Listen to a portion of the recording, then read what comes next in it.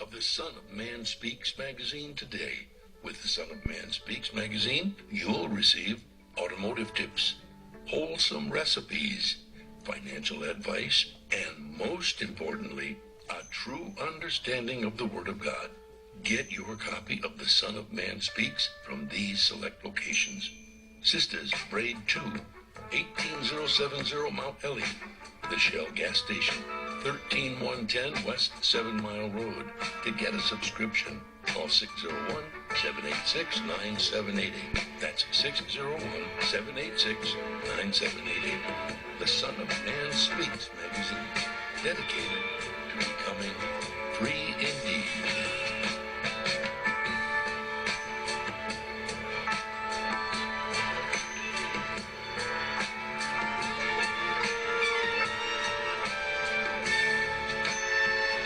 Attention, brothers and sisters, viewers and listeners, now available.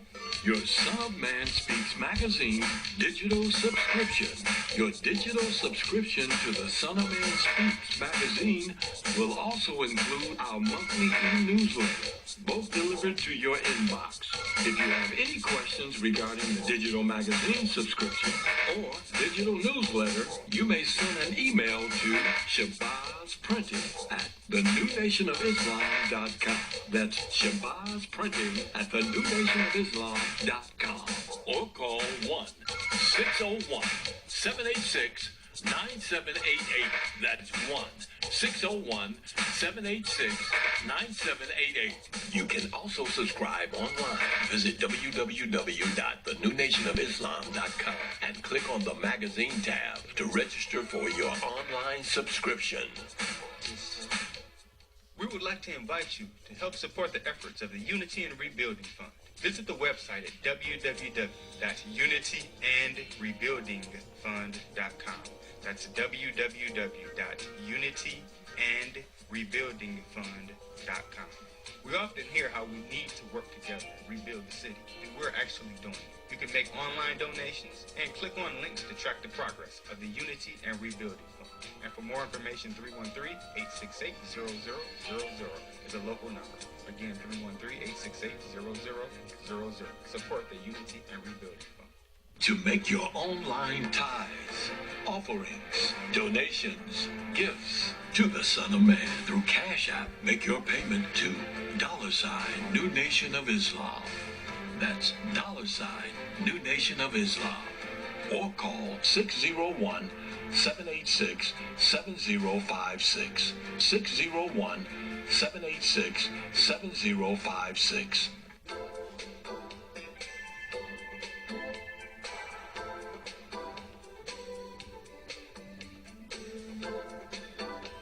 Are your clothes coming apart at the seams? Universal Seamstress and Tailoring has got you covered. At Universal Seamstress and Tailoring, we specialize in a wide variety of alterations and transformations to make and keep your clothes looking and fitting their best. From hem jobs to downsizing suits and dresses for a perfect fit to replacing zippers and buttons, Universal Seamstress and Tailoring is your one-stop shop for clothing maintenance. Also, do you have a logo for your clothes you'd like to wear? Universal Seamstress and Tailoring can put it there. That's right. At Universal Seamstress and Tailoring, we not only do alterations, but embroidery as well. Shirts, pants, coats, hats, even bags. If you can wear it, we can embroider it. So remember, whether it be alterations or embroidering you need, Universal Seamstress and Tailoring has got you covered. Universal Seamstress and Tailoring is located at 1404 Main Street, Fayette, Mississippi. Come and see us or give us a call at 601-786-0540.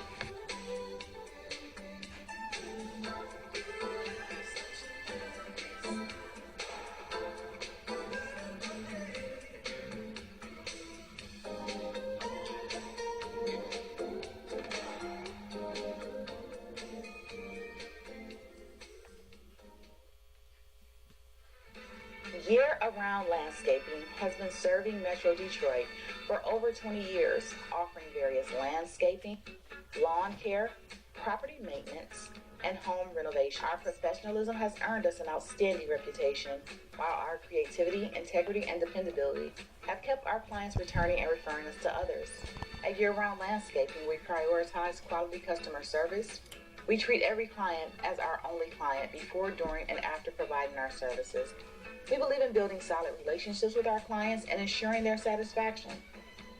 Whether you need a complete outdoor makeover, indoor renovation, or routine maintenance, we have the expertise and resources to deliver outstanding results. Our team is committed to providing exceptional service and completing every project to the highest standard. To schedule an estimate or consultation, please call us at 248-843-6139 or visit our website at yearroundlandscaping.net. Year-round landscaping. One source, unlimited resources. I just used your other one though today because it did 2 drips and I was like, oh, I can use my umbrella. My homegirl was talking about it. I'm like, don't talk about it. With our umbrellas, our customers are turning a drab day into a fab day. After all, representation matters. In other words, rain or shine, we've got you covered. Introducing Designs by Deej, your one-stop gift shop for all things handmade and unique. Our products range from our most popular umbrellas, blanket and pillow sets, handmade coasters, and other statement pieces that showcase the beauty of our melanin and natural hair in a beautiful and empowering way. You can find our brand at the sister shop locations in New Jersey and Atlanta, Georgia, or you can visit our website, www.designsbydeej.com. Again, that's www.designsbydeej.com.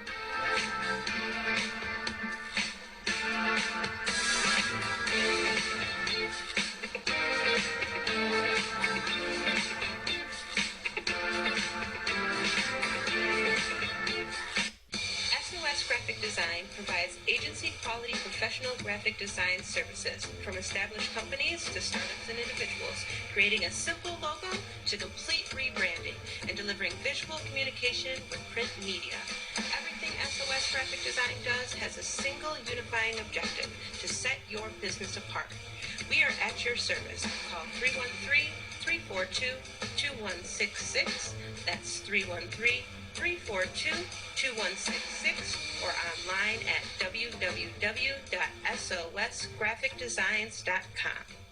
For all facets of professional hair care and braiding, come to Sisters Braid 2, located at 18070 Mount Elliott in Detroit. We specialize in braiding and natural styles, knotless box braids, feed-in braids, scale twists for men, women, and children. We specialize in all facets of healthy hair. Try our natural oils to keep your hair healthy. 313-826-0498 or 248-372-1738. Murray, out of the pocket. 7 seconds. 6 seconds. Murray hits it downfield. Oh, man, the power's out again. You have reached Quality Construction and Engineering, your #1 emergency generator source. Power outages can be convenient and disruptive to your life. With a backup generator, your life goes on uninterrupted with power when you need it. Not to mention the peace of mind of having your property suited to weather the storm. Whoever would have thought in Houston, Texas, that we would have an ice storm? It did happen, and that Sunday night when it came in, I got up and looked out the front door. Everything was pitch black. It was horrible. Something out of a novel or a science book that you had never seen before. Once the lights went out, my generator popped on. It ran 55 hours. The only one had lights. Get your backup generator installed with Quality Construction. We install both residential and commercial generators, so you're always covered. Schedule your consultation with us by calling 1-855-876-9370. That's 1-855-876-9370. Or visit us online at www.powerqec.com. That's www.powerqec.com. Financing Financing is available with low monthly payments and 0% interest for 18 months. That was the best investment that we could have ever made. That's my backup, the generator. Generators with quality construction, built tough enough to weather the storm. Capital Area Planning Services offers a variety of services catered to your land development needs. We offer landscape design, residential design, land planning, mapping and consulting services, and more. We have over 20 years of design and land planning experience. CAPS LLC offers services to developers, builders, architects, surveyors, contractors, government agencies, and private landowners. Feel free to contact us to find out which services are available in your area. You may reach us at 601-326-2966. That's 601-326-2966. You can also visit us on the web at www.capsllconline.com. Let us put on our thinking caps to serve your land development needs. The views and opinions expressed on the following show are not necessarily the views and opinions of WHPS, its affiliates, management, or sponsors.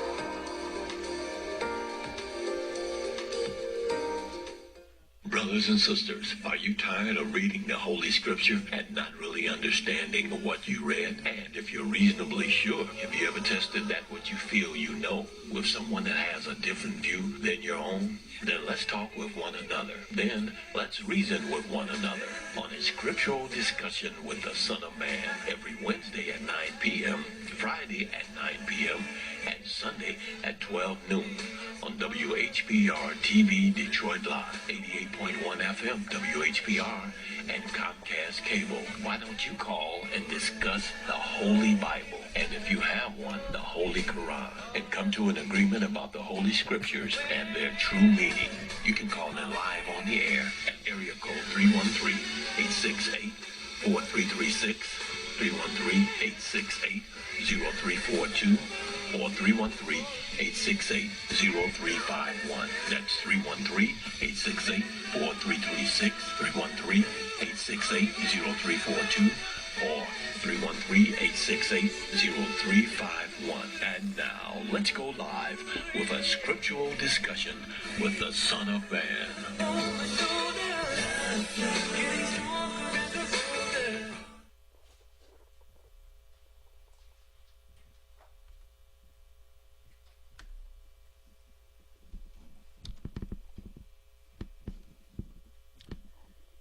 In the name of Allah, the Beneficent, the Most Merciful, the Truthful, and the Most Just. I greet all of you once again who are hungry and thirsty for the true understanding of the Word of God and for truth in general. I greet all of you with the greeting words of peace. May Allah's salam alaikum.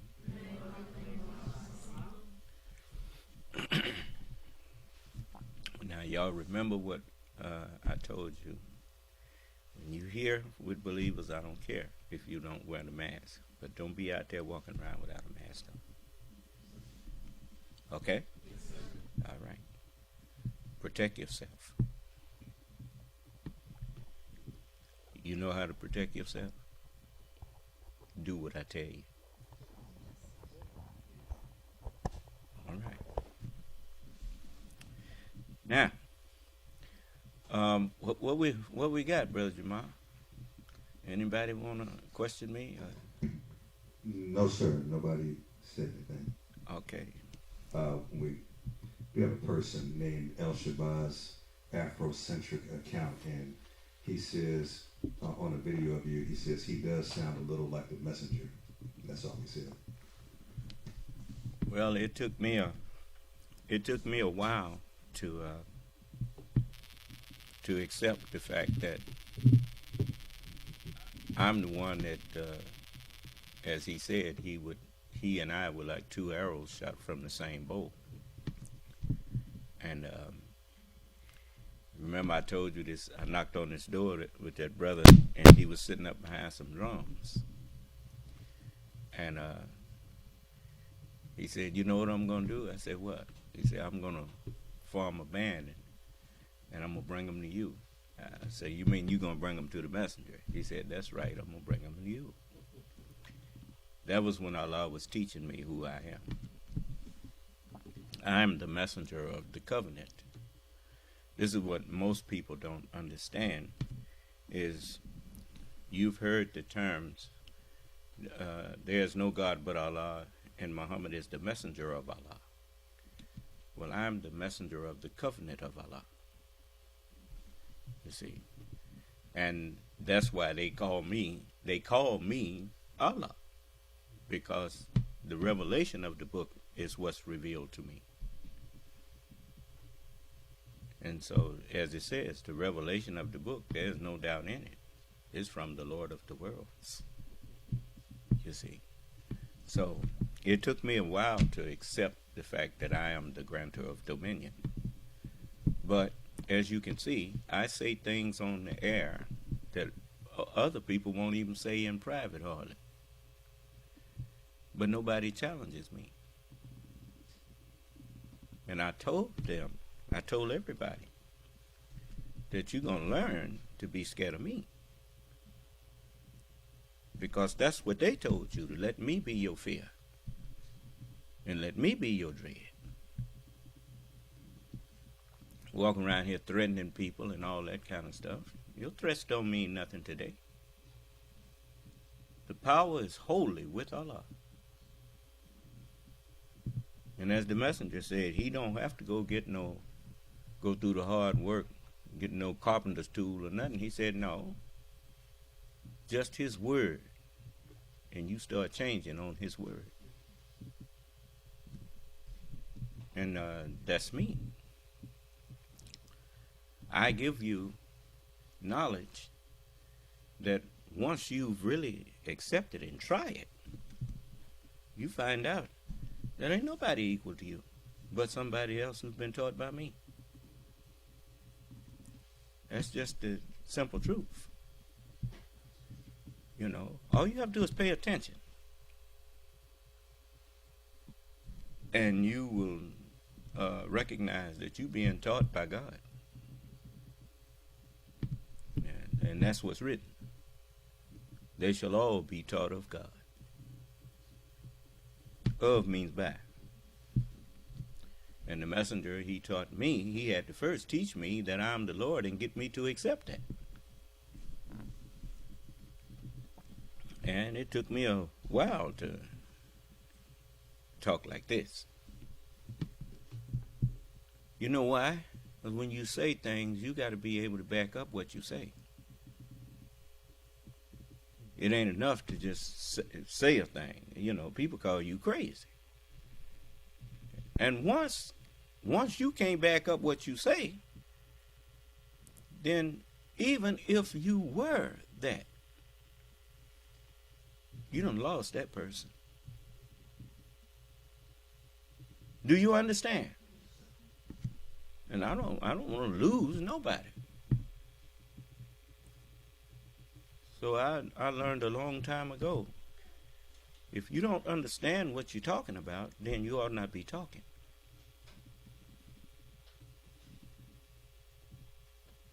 The scriptures say, if you have a dream, tell a dream. If you have a vision, tell a vision. I understand why it says that. Say what you know. What you don't know, don't say it. Do you understand? I had to understand first what God means before I could stand up here and tell you I'm the grantor of dominion. And if you don't believe that I have dominion, get some white people and who ruling everybody else. Tell them to come in here and rule me.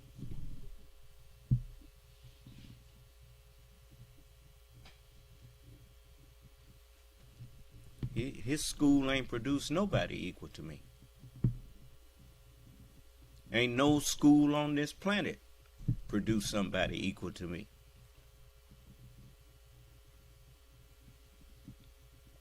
even what they know, I know more of what to do with it than the one who know it. I know how best to use it. That's what Allah gave me that He didn't give nobody else. He gave me wisdom. Unlimited wisdom. And that's why I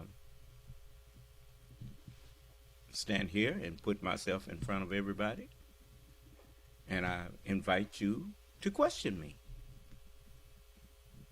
If I say something that does not make sense to you, before you call it a lie, don't you think you ought to ask for, give me some reason why you said that? Do you understand? There's people that, I'll show you an example. You've had plenty proof of this kind of thing. When the Wright brothers decided they wanted to fly, what did everybody call him? If God meant for man to fly, he'd have been born with wings. Well, if God meant for man to eat, he'd have been born with teeth. but you know, he didn't have none when he got here. I didn't hear you. Complete in make and incomplete. So that goes for the mind too. Look how far they have come in the time that is called the Sabbath day. All this technology and everything they had before 1914, they didn't have none of this. All this stuff came after 1914.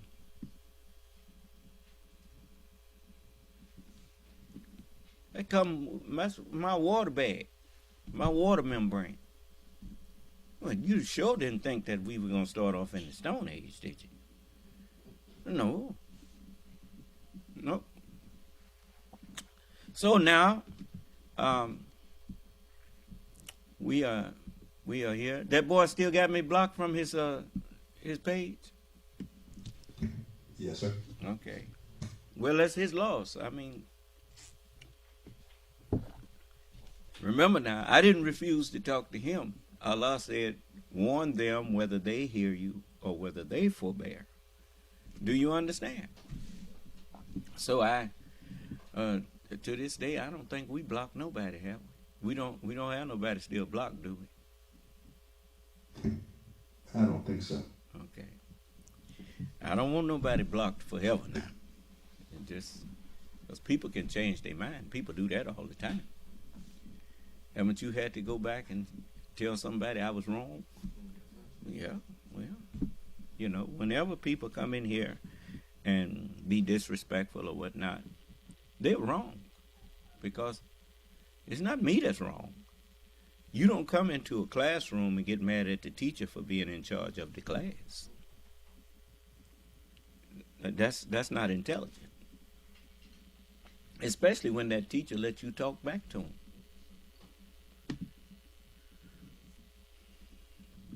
You see? There's Jabril and Brother Michael down there working at the shop.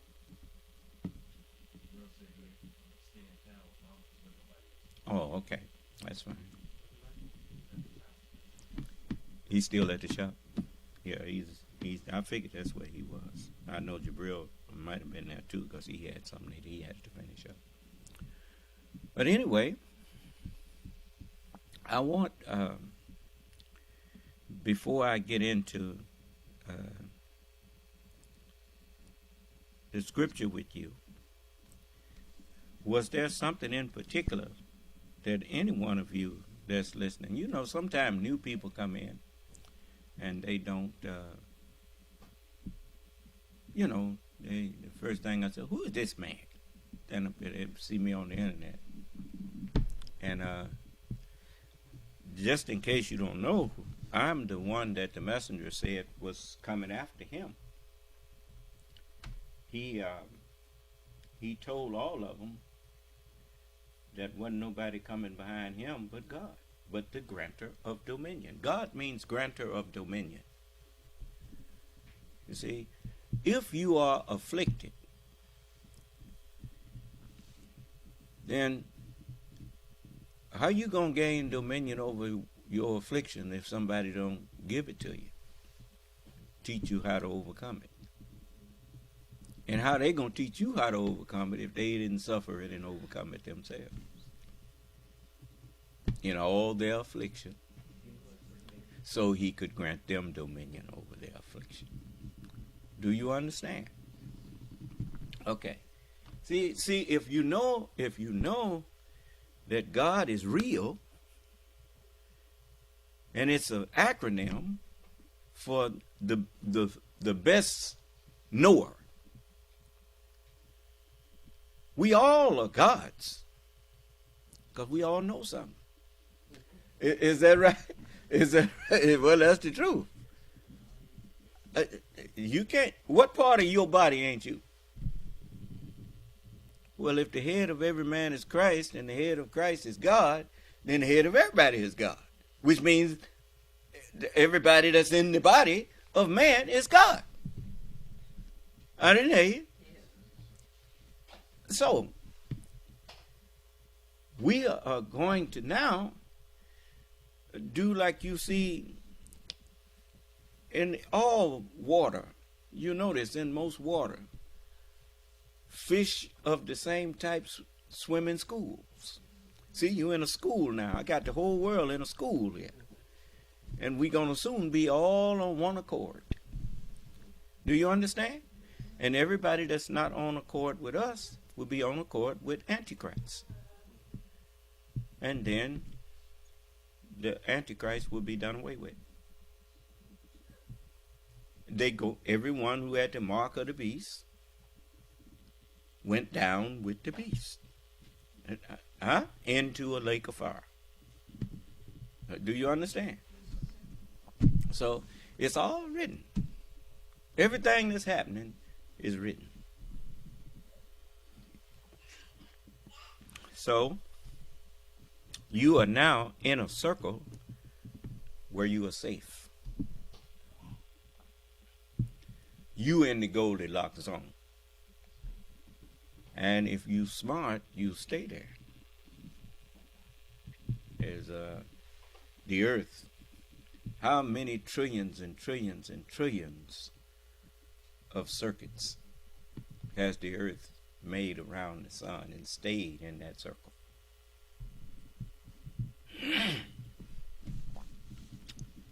And it's bigger than all of us. It has sense enough to stay in the circle. Now, if you think the earth don't think and reason, but yet you came out of the earth and you think and you reason, that's not too intelligent to think that the earth can't reason. If the earth couldn't reason, then let's talk about the laws of averages. I've been here since 1981, right here. How come ain't no tornado ever came through here? They come all around us.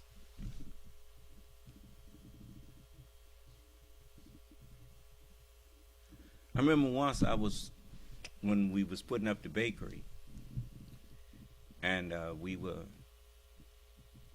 the money was funny, money was tight, and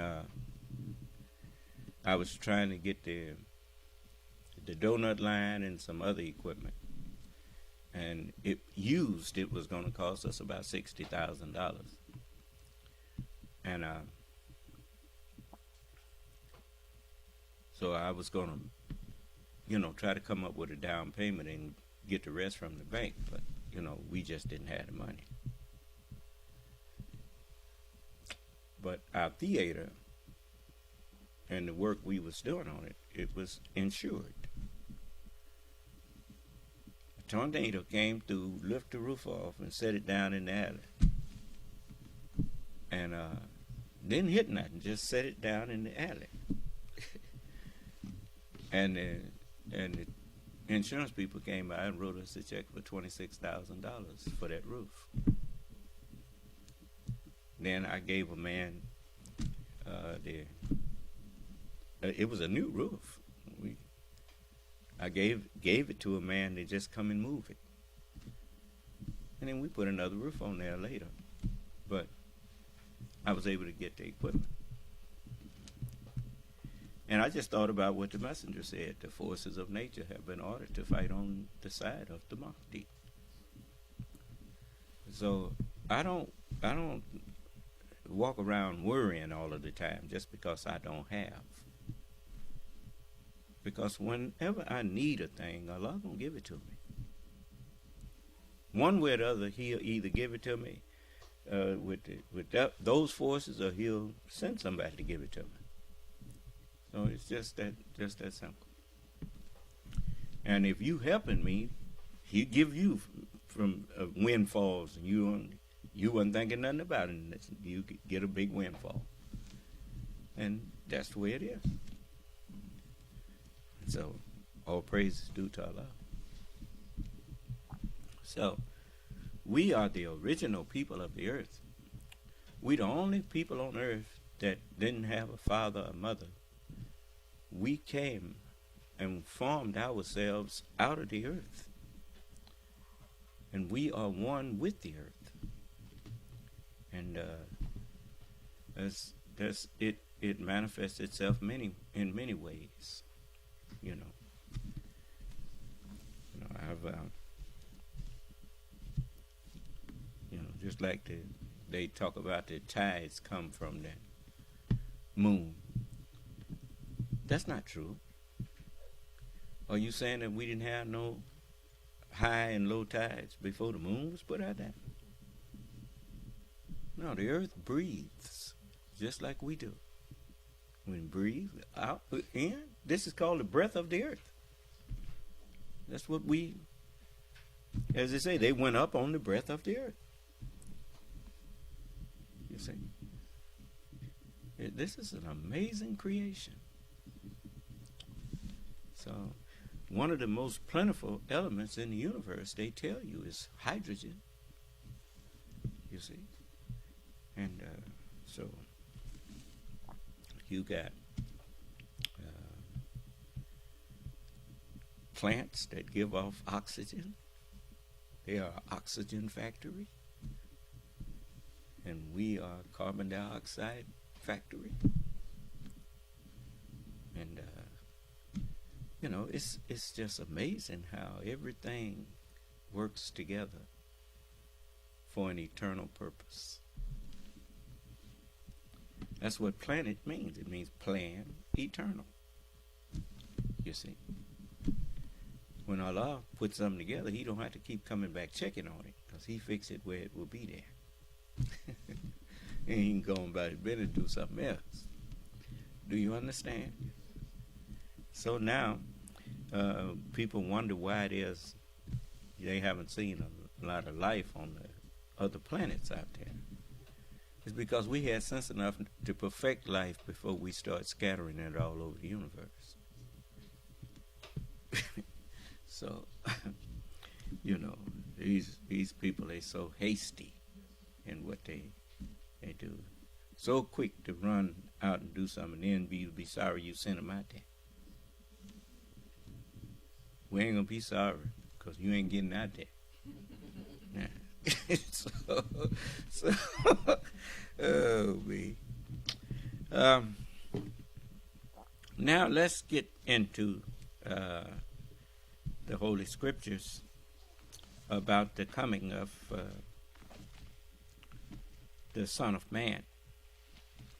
Now you notice Jesus prophesies of the coming of the Son of Man in Matthew the 24th chapter.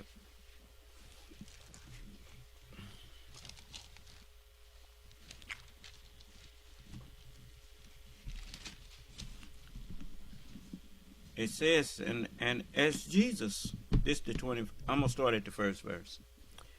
And Jesus went out and departed from the temple, and his disciples came to him for to show him the buildings of the temple. When the Honorable Elijah Muhammad was here, all of the temple was the headquarters, and then all of the businesses were the temple businesses. If you understand, the believers would open up businesses, and I remember we had a magazine out called The Progress of the Muslims, and it had the layout: Muhammad's Temple, University of Islam, the Temple Market, Good Foods 1, Good Foods number 2, and it was all, it had little a tree like, that it all sprang from the temple. And so what you read of Jesus actually was fulfilled by the Honorable Elijah Muhammad. You remember all of the thousands of people that Jesus supposedly was feeding? The Honorable Elijah Muhammad literally was doing that. And at the same time, everybody was saying Hosea in the highest, praising. And before it was over with, they were saying, let him be crucified. And before it was over with, they were saying that the Honorable Elijah Muhammad was not the messenger of God. The same people who was praising him. Do you understand? And even choosing W.D. Muhammad rather than someone, which was myself, which would have carried on with what the Honorable Elijah Muhammad started. They chose a man that did not believe in the Honorable Elijah Muhammad and tried to put it on him being the messenger's biological son. The messenger had a lot of biological sons. That ain't had nothing to do. Flesh and blood don't inherit wisdom, nor does it inherit righteousness. Righteousness and wisdom is a choice that you had to make, whether you wanted to learn it or not. Do you understand? W.D. chose to listen to all them disbelieving relatives of his instead of listening to his daddy. Of course, his daddy was hardly ever home. And you know how impressionable children are, especially if mama ain't watching. She let them go hang around the wrong ones. So I'm here in fulfillment of what, as the messenger, he knew that if he hadn't passed, I was never going to stand up and claim to be who I am, because I was satisfied not being nothing but his follower. And that's written in John, where it says, it's expedient for you that I go away. For if I go not away, meaning if I don't die, the Comforter not going to come. But if I depart, I'll send him unto you. When he sent me to the scriptures, he sent me to do this work, because he knew the scriptures was going to give me my marching orders. So now, it says, they came to Jesus to show him the buildings of the temple. And as the ministers told us once, they were sitting around the table of the messenger before he passed and making a report on the temple businesses. And he said to them, he said all these things, he said, it's one day the nation is going to go down to almost nothing. And they were sitting there looking disappointed and everything. And he told them, don't worry, it will be rebuilt, never to fall again. But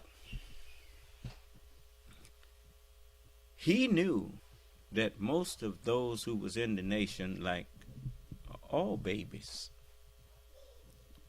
babies are more concerned with what they have, what they can get, what they see around them.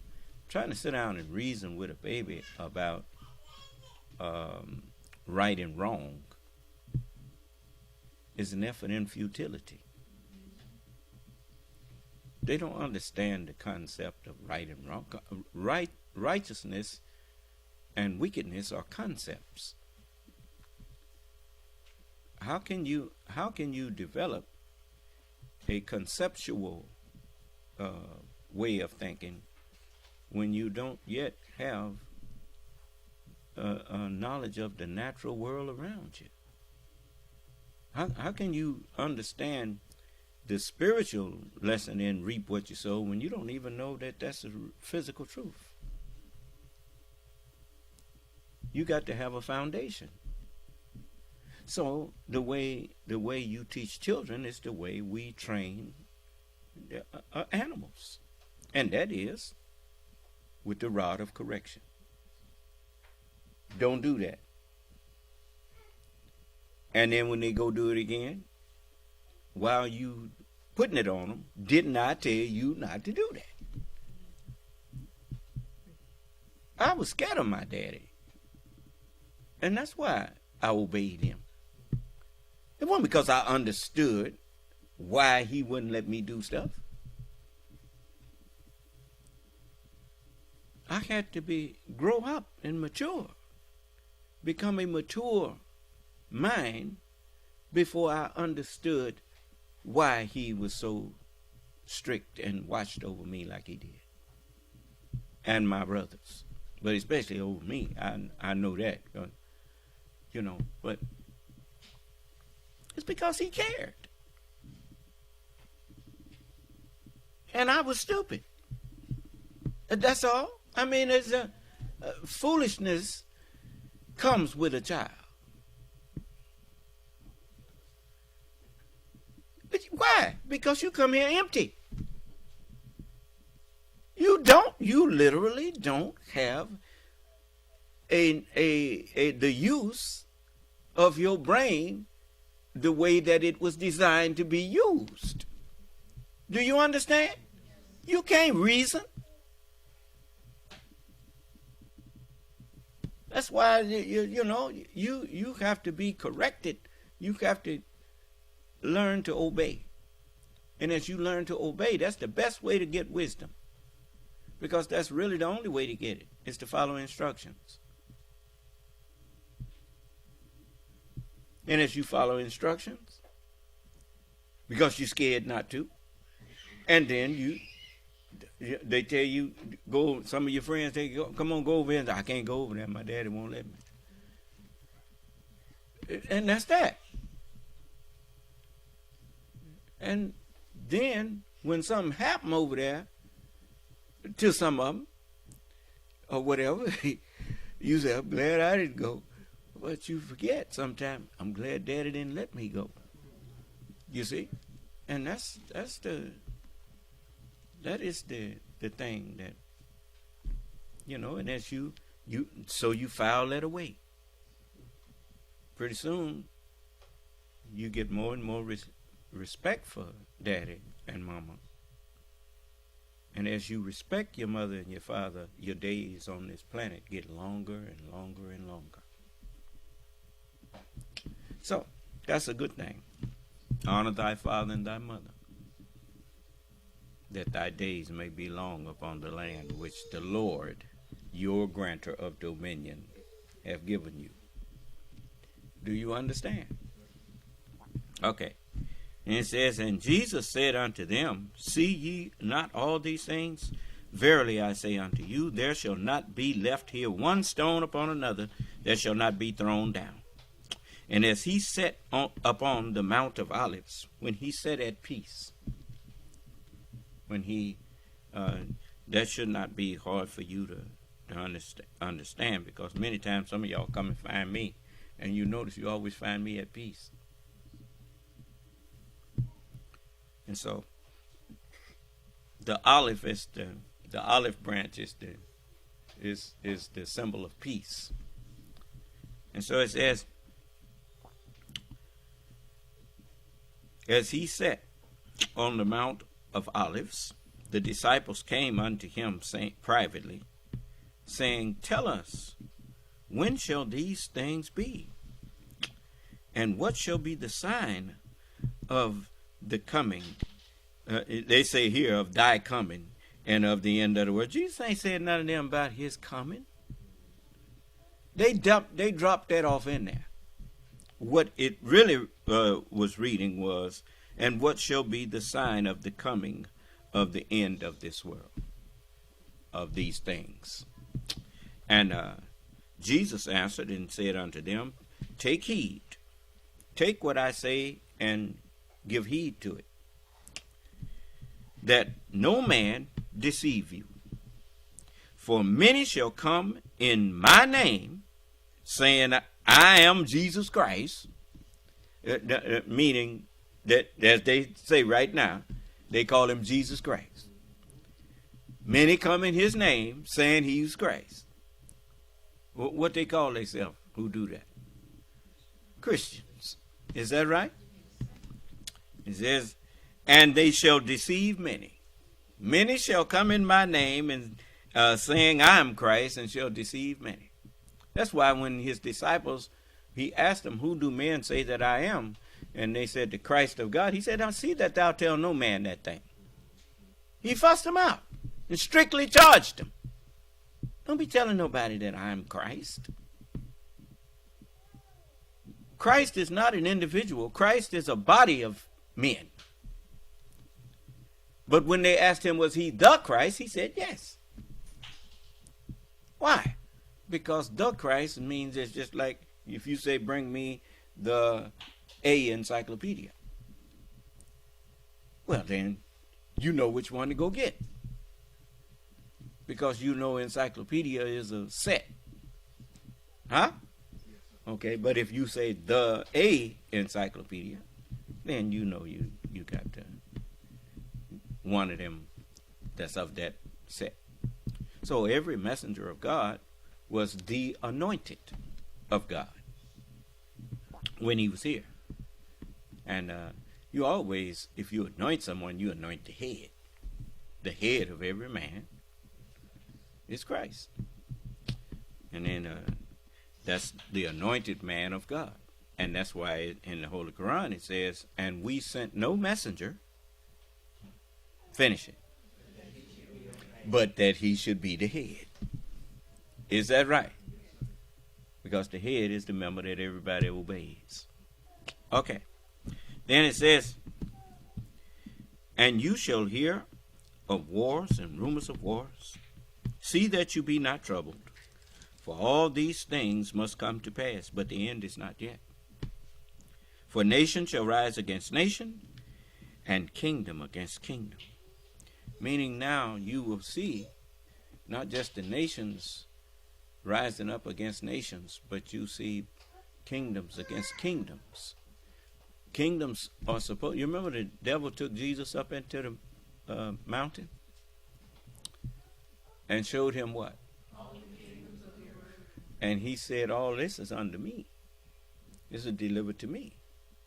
Well, as long as they was all under Satan, they was in unity with each other, obeying Satan. Do you understand? But what happened when Satan's time is up? Then kingdoms shall be against kingdoms. And, his house is divided now. That's why it can't stand. Do you understand? They can't even agree on what's best to do for the United States, because you got people in the government that don't give a damn about the United States. They hate the United States. Do you understand? See, while they was misdirecting the ignorant masses of white people to hate everybody else, it took their attention away from the fact that their government was being quietly and systematically taken over by people whose only desire was the destruction of the United States. And I told him, when I saw it, I told him, Donald Trump intends to destroy your government. I told him that. Now they saying it. Let me show you.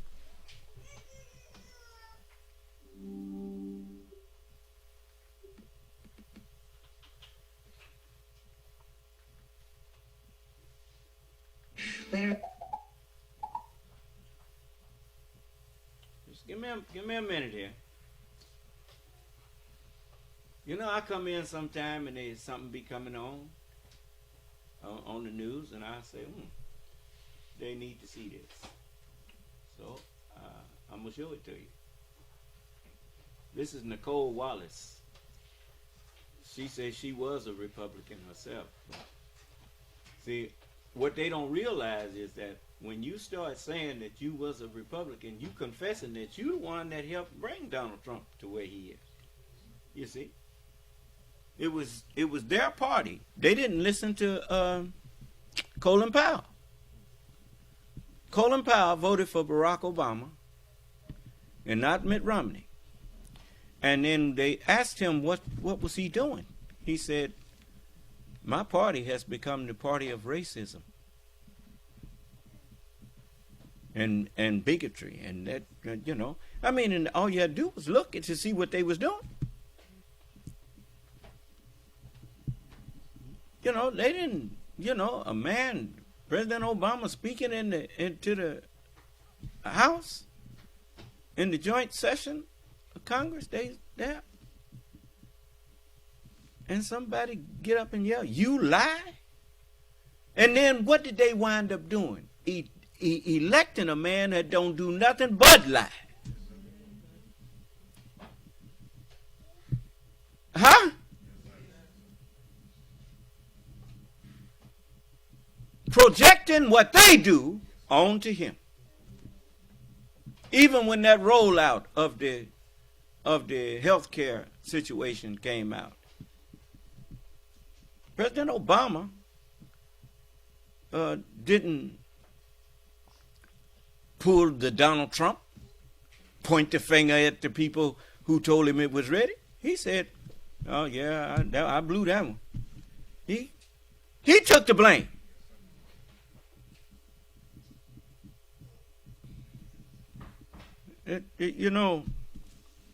That's the one thing that as President of the United States, when you understand the gravity of that office, when you understand the gravity of being the CEO of a company,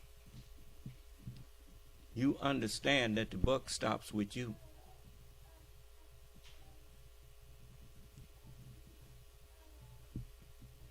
Because first of all, the people you delegate, you're supposed to know whether they can do the job. Do you understand? And so when it didn't come out like it should, now behind closed doors, he blasted them. But he can get out in public and blame it on them. Do you understand? No, he took the blame. And so, but watch this. This was interesting. I recommend Qunol's extra strict. Not that. Just a moment.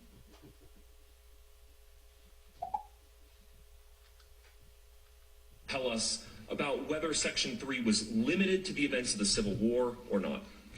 It was not limited to the events of the Civil War, and we know that because first, the language was general. It just referred to insurrection or rebellion. And secondly, there were senators in the debate that made pointedly clear that they thought it also should apply to any future insurrection that might occur.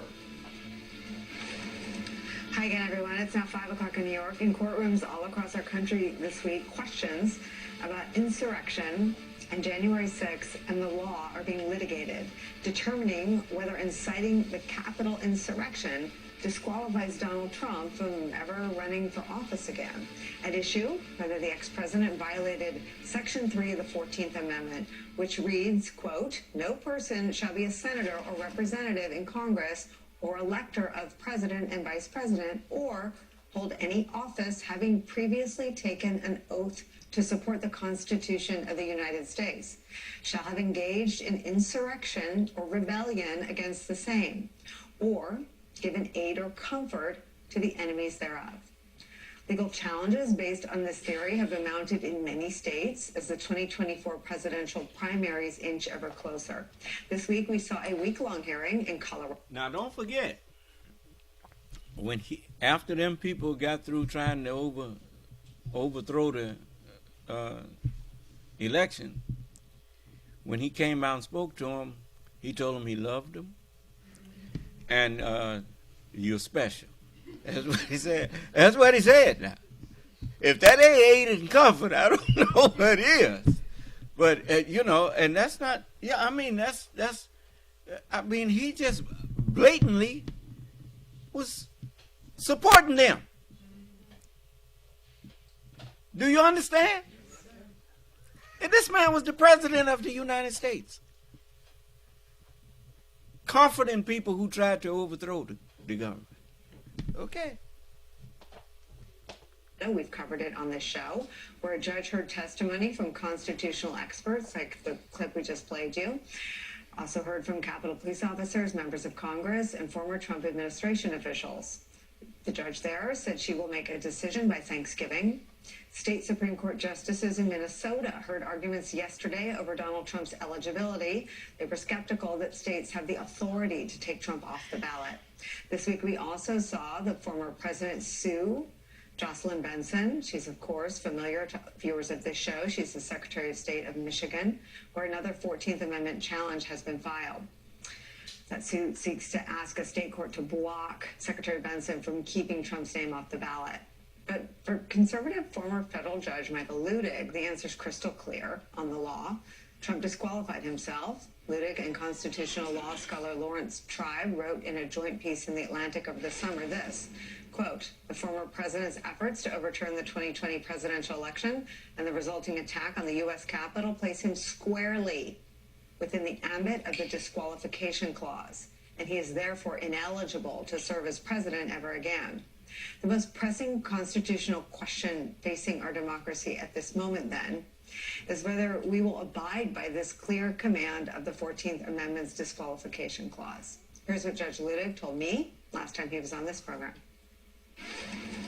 If there's one thing that I could tell the country and today, it would be that the effort to overturn the 2020 presidential election was not and is not politics. This is, as we now know from the indictments of the former president by the Department of Justice and Jack Smith, these were grave crimes against the United States of America, perhaps almost as grave as would have been treason. And he's back. It's where we start the hour with former federal judge Michael Ludig and former acting U.S. Solicitor General Neil Katyal. We'll get to your pairing up and partnering up in a minute before we let either of you go. But I want to start with your thoughts on what's happening this week in courtrooms around the country. All that seems to have been put in motion by the argument you started making publicly this summer.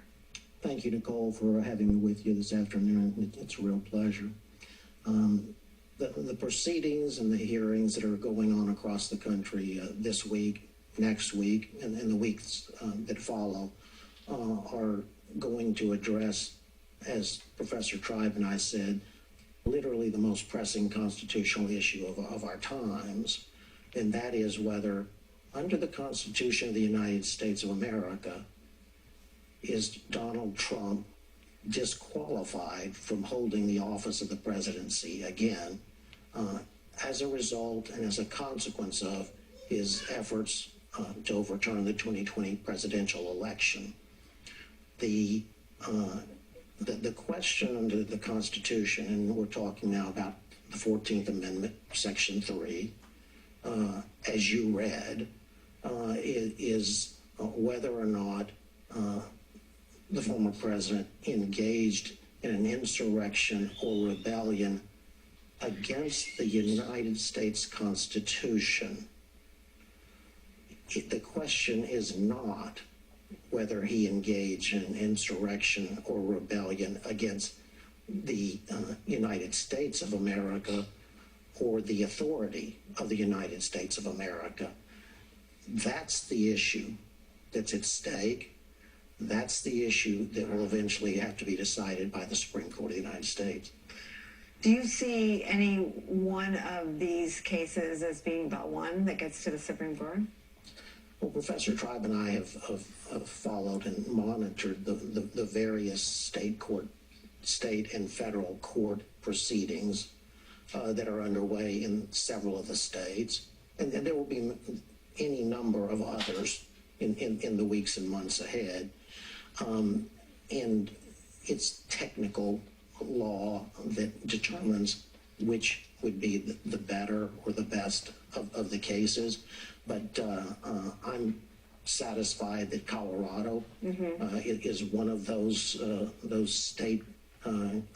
states whose case, when it eventually makes it to the Supreme Court of the United States, would be what we lawyers call a perfect case for the Supreme Court to grant cert on and to decide the question. Let me ask you to help me navigate some of the things that get thrown around by skeptics. People conflate the criminal process with the constitutional questions that I think you're raising. Can you clarify the differences? Yes. It is not necessary in order for the former president to be disqualified, or for any other person who comes within the ambit of Section 3 to be disqualified, that he or she have been convicted of an insurrection or rebellion. Nor is it necessary that the Congress of the United States have found that the former president or any other person have engaged in insurrection or rebellion against the Constitution of the United States. That's what we call in constitutional law the self-executing character, if you will, of Section 3. It does not require a congressional finding, and it does not require criminal conviction. Those are matters that are completely separate from the eligibility for disqualification under Section 3. Another matter that I want to address today before we leave is this. I think that instinctively, Americans who think about the disqualification clause think that it is anti-democratic, and that is that the American people should decide whether the former president becomes the president of the United States again. That's an understandable concern, but it's not correct for this reason. It's the Constitution itself that tells us that disqualification is not anti-democratic. Rather, it's the conduct that gives rise to disqualification under Section 3 that the Constitution says is anti-democratic. And your point is it's the same as being 12, right? If you're 12, you can't be president either because you don't meet the age requirement. You're just saying it's letter of the Constitution renders the conduct a disqualifying factor. That's correct. That a president of the United States must be 35 years of age, and he must be a naturalized citizen of the United States, are qualifications for holding the office of the president. The qualification that he or she not have engaged in an insurrection or rebellion against the Constitution of the United States is a qualification, just like the other. Just like age. Because I think that it gets put in this trauma bucket, right? The country's so traumatized by Trump. They're afraid of using this document, this precious document that maybe the rest of us don't know as intimately as you do. it feels too easy, right? How could there be a document that perfect that it says if you've engaged in insurrection, you can't be president? But I wonder if we're thinking about it all wrong, that it is as plain as being 12 or 13 years old and saying, well, of course you can't be president. Well, we are. The first thing I'd say, Nicole, is that this is... That's one of the reasons why you have is in a world that you is filled with sports. Name one sport that's a professional sport that does not have rules.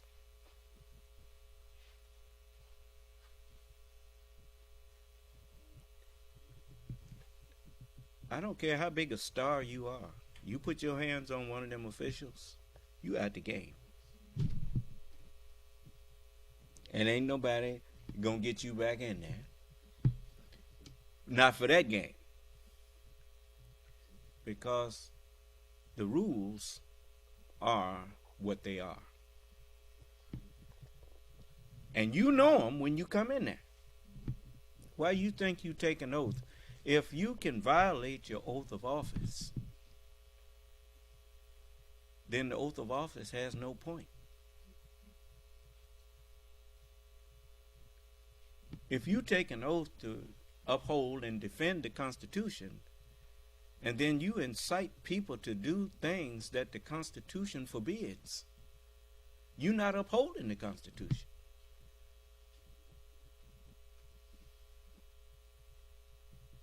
Which shows that you don't belong in that office. So the Constitution says if you ever do that, you can't ever hold the office of president. Do you understand? You're talking about let the people decide. The people decided it when we the people of the United States, in order to form a more perfect union, establish justice, promote domestic tranquility, provide for the common defense, secure the general, it tells you all about that in the preamble. And then they said, do ordain this Constitution for and by the people of the United States. You say, let the people decide. The people did decide when they made the Constitution.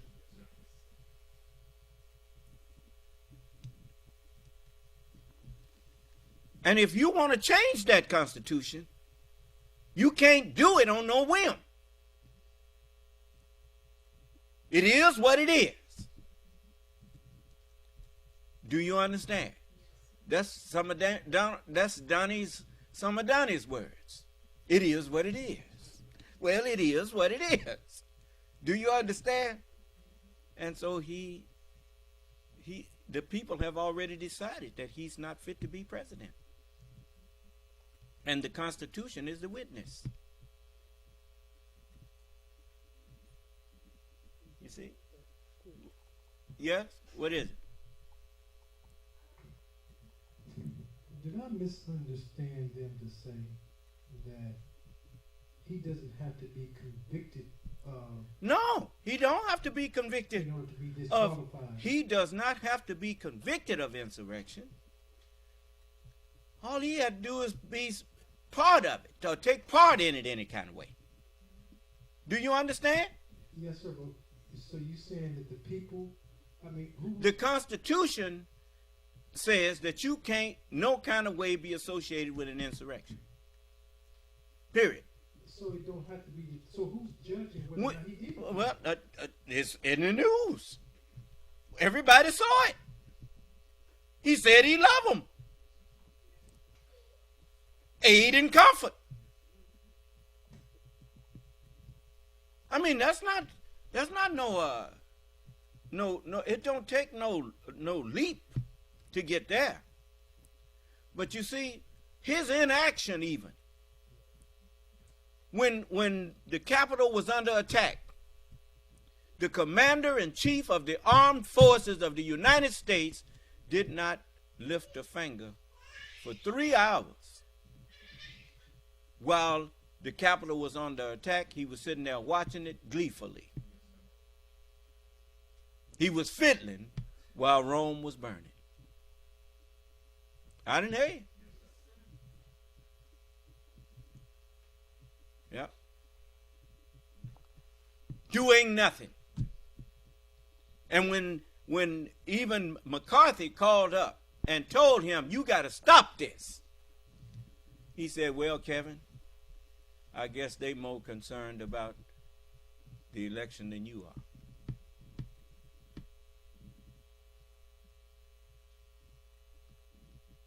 Before Kevin went down there and kissed his behind. But Kevin was one of the witnesses against him. That he spoke to him and Trump did not say, okay, I'm going to stop this. But the mere fact, you done forgot something. If they stopped after he told them to, then they started because he told them to. Now, I mean, let's what is it?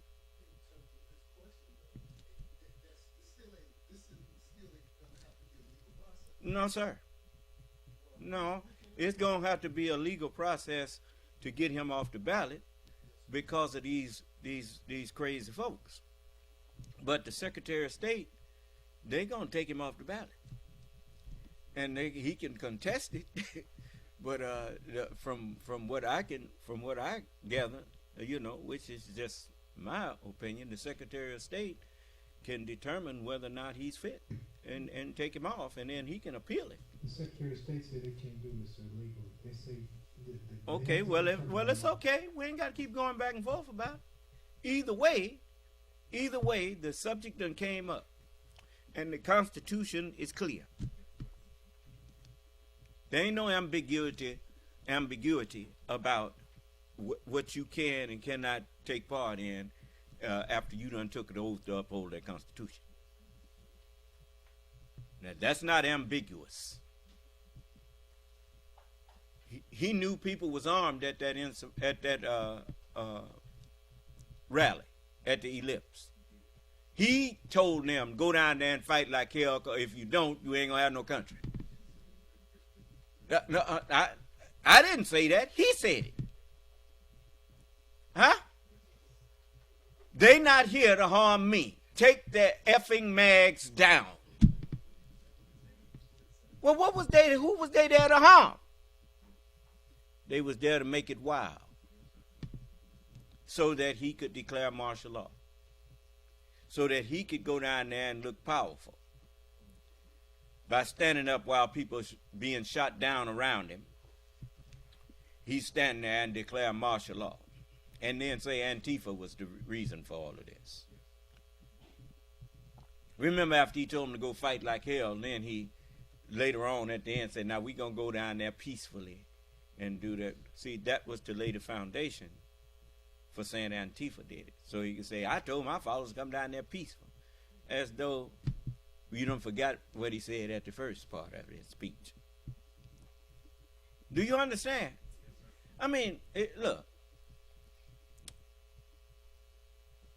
When you get like people like Donald Trump, con men, when people who know you act like they don't see you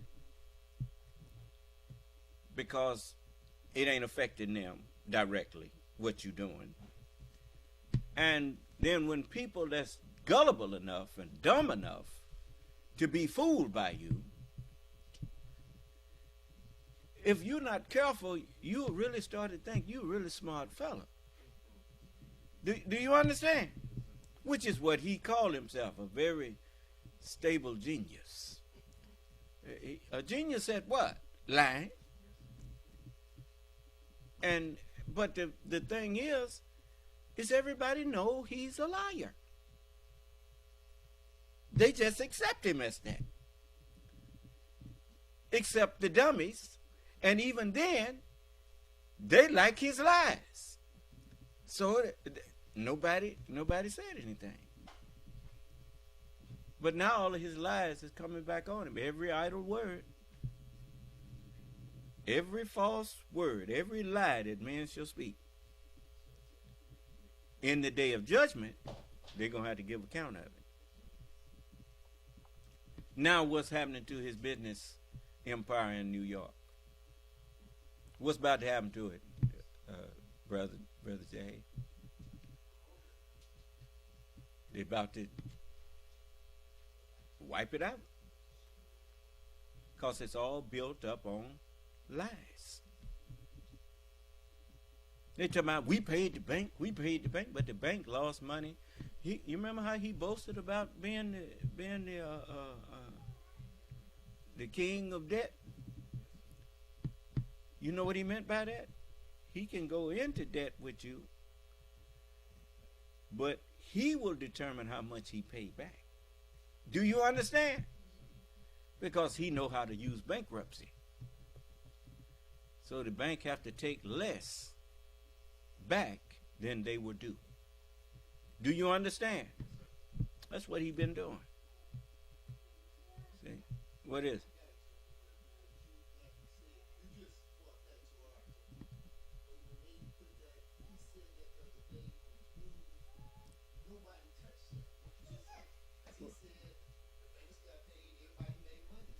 No. Yeah, the bank got hurt. The bank got hurt. Yeah, I mean, when the bank loan you money, it's for a certain amount of interest. He threatens not to pay none of it back unless you accept this. But what they gonna say? No, we won't say we'll let you go on the bank. No, he was blackmailing them. I don't forget what they call it in finance, extorting. He extorted them. He the king of extortion. So, take the loan, and then when it's time to pay it back, threaten not to pay it, but go bankrupt if they don't accept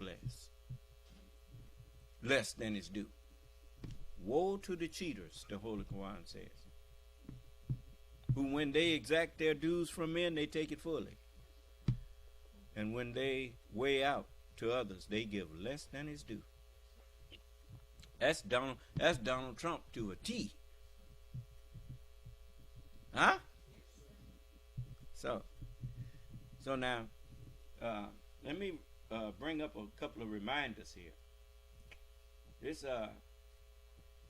is some testimony that Donald Trump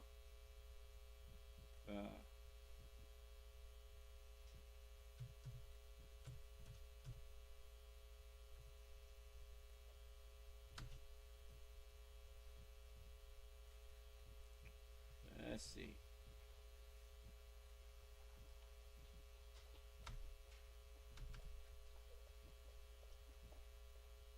Just give me a minute. I'm not gonna play the whole thing, but this is after he. You remember when the testimony came out that he told Mark Meadows that Mark, we can't tell the people we lost. That's embarrassing. Remember that? All right. Let's listen. It would be really great if we could be covered fairly by the media. The media is the biggest problem we have as far as I'm concerned. Every dictator wants to silence the media. They put people in jail for years in places around the world where media was telling on what they was doing. They put them in jail. Huh? If they wasn't doing nothing wrong, why they care who see it? Huh? Now you see why I told you this America, the United States, was no accident. Allah helped them set this up.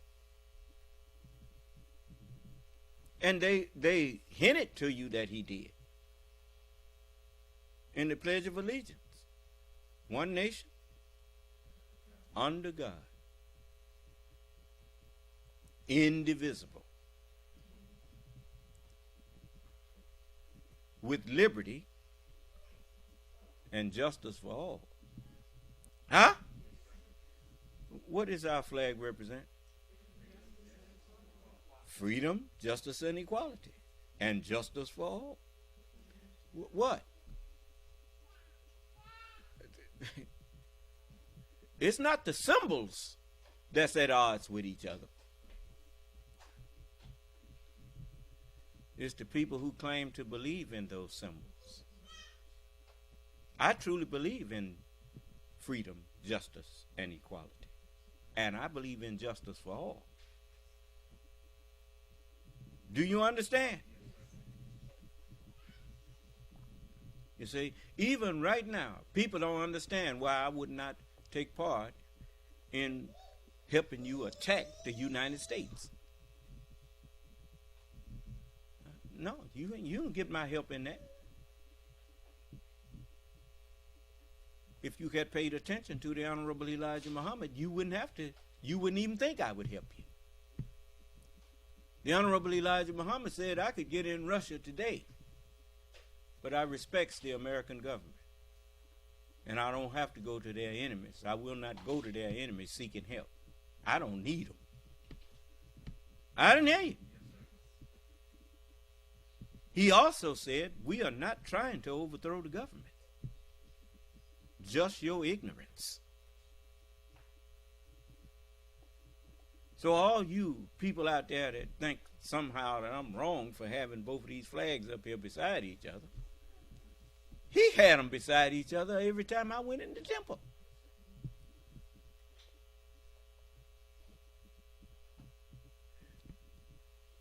If people wanted to be truthful, a lot of the stuff that happened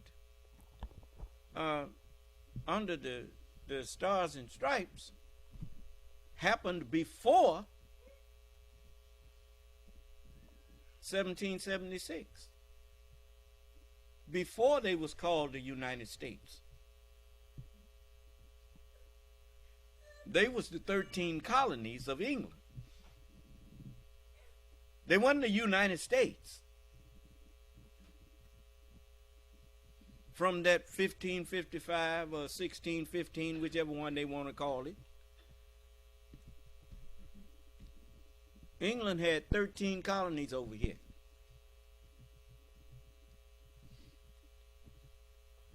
After a couple of 100 years, the 13 colonies realized that while they was holding us in slavery,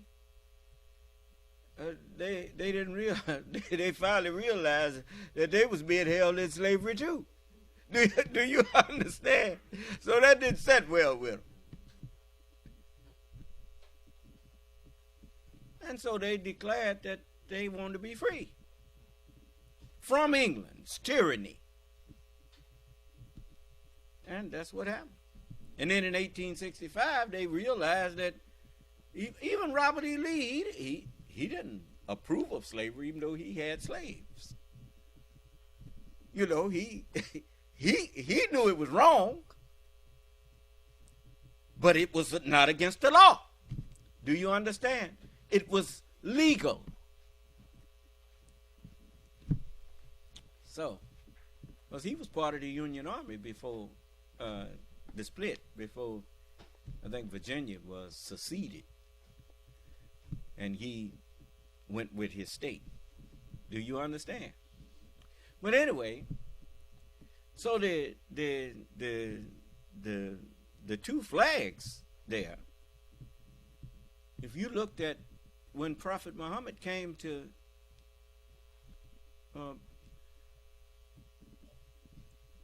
notoriety, when he arose, one of his first converts was a slave named Bilal.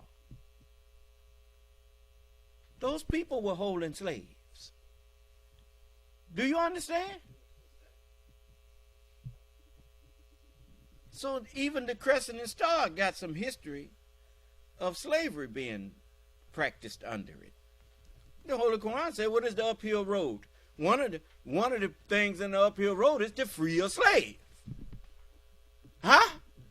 And if it's an uphill road, that's going to be hard to do because these people, they don't want to let the slave go. A world filled with injustice.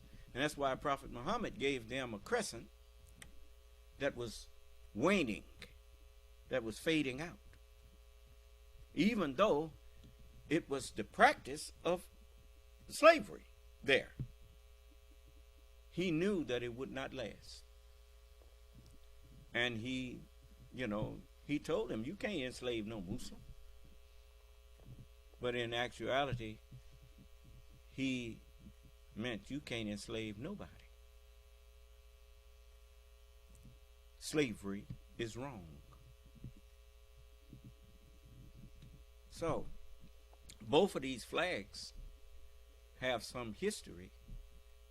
Some of the part of this flag that represents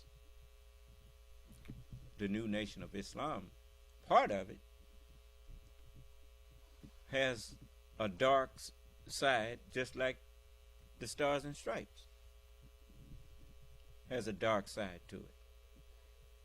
They even enslaved women. That continued, and some of it continues even to this day. When you don't own no human being.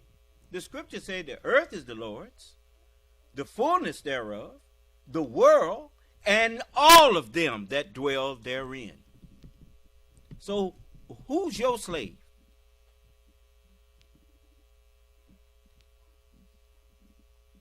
I declare everyone is free.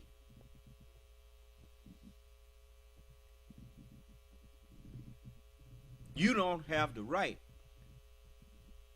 to order nobody around but yourself.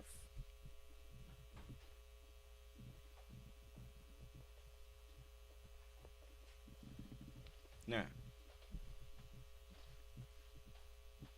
it is the teachings,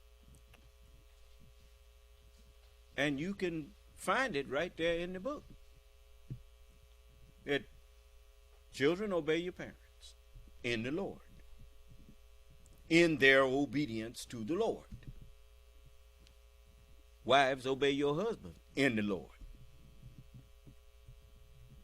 It always has that caveat.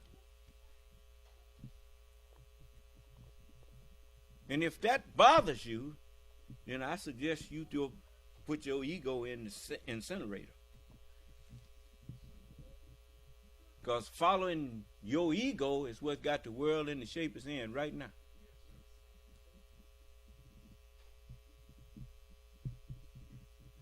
Inadequate, ignorant men, ego tripping. That's the truth. So, no more ego tripping. Treat everybody like you want to be treated. Do you understand?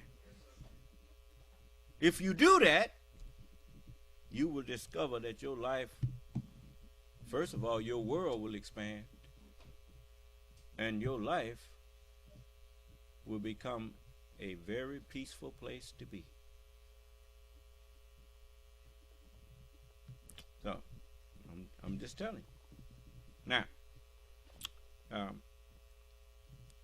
it says, for nation shall rise against nation. Oh, I almost forgot. Let's finish letting this problem.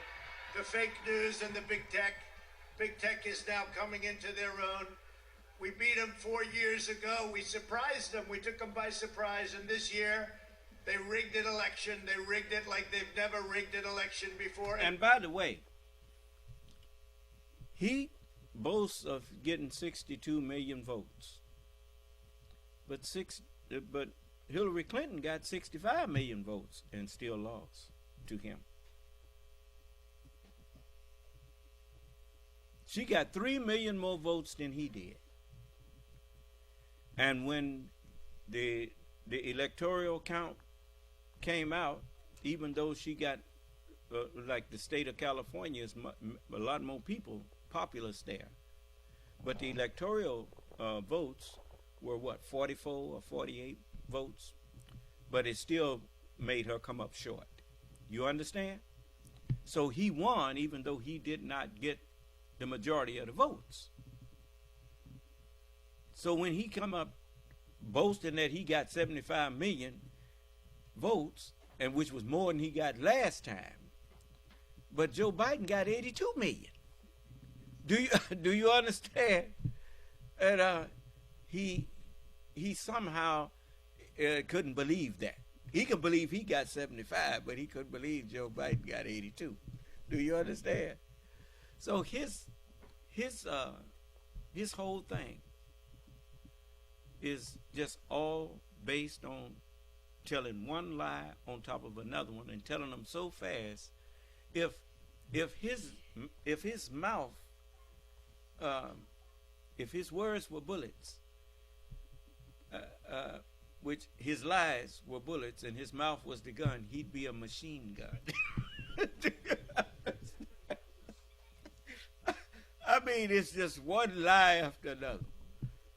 But all the lying in the world ain't going to change facts.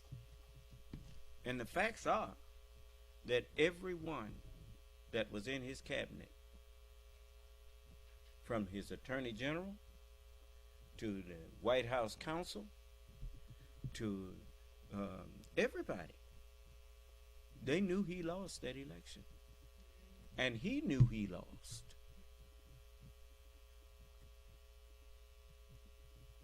You see. And you know deep down, all these people that's run around here talking about it was stolen, they know he lost too. Tell me something. If the last election was crooked, why you run again?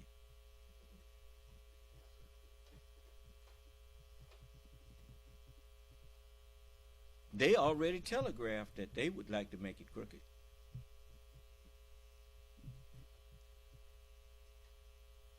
And if the Justice Department was listening,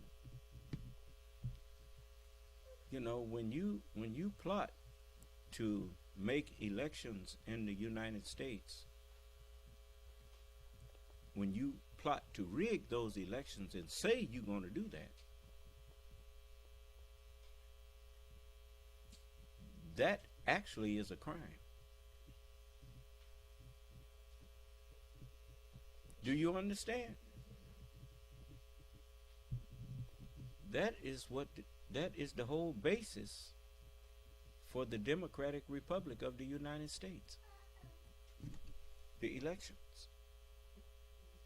You start fooling with the elections, you fooling with the fabric of the main thread that makes this country what it is.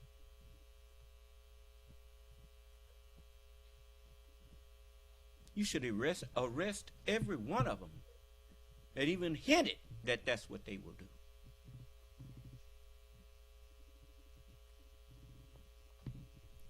You got freedom of speech. But along with the freedom of speech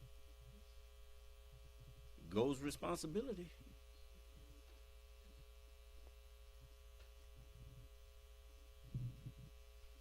Certain things you don't joke about. A good example. You can't call. You can call, and you can call the White House and say, "I'm gonna do this to the president. I'm gonna do whatever. I'm gonna murder the president or whatever." You can call, but you going to jail. Your next call will be your one phone call that you get when you get arrested, huh? Certain things that certain freedoms that you have when you exercise them, you had better make sure you know and are ready for the consequences.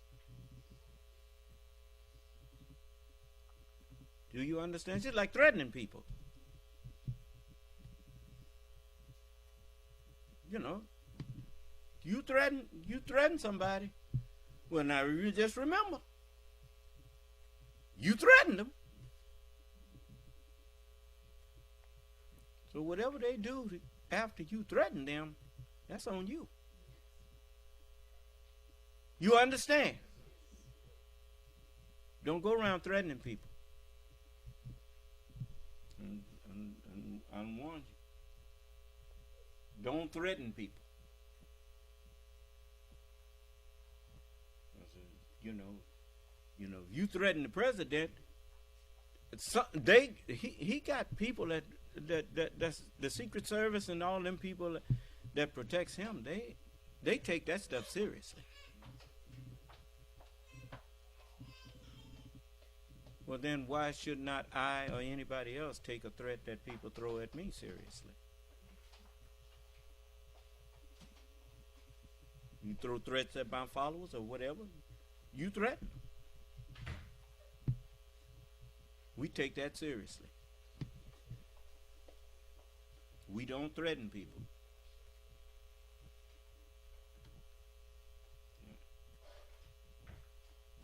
Way last night they didn't do a bad job either, if you notice. I'm honest, and I want to thank you. It's just a great honor to have this kind of crowd and to be before you and hundreds of thousands of American patriots who are committed to the honesty of our elections and the integrity of our glorious republic. All of us here today do not want to see our election victory stolen by emboldened radical left Democrats, which is what they're doing, and stolen by the fake news media. That's what... See, now, he's emboldened to try to steal it by them people that's there cheering him on.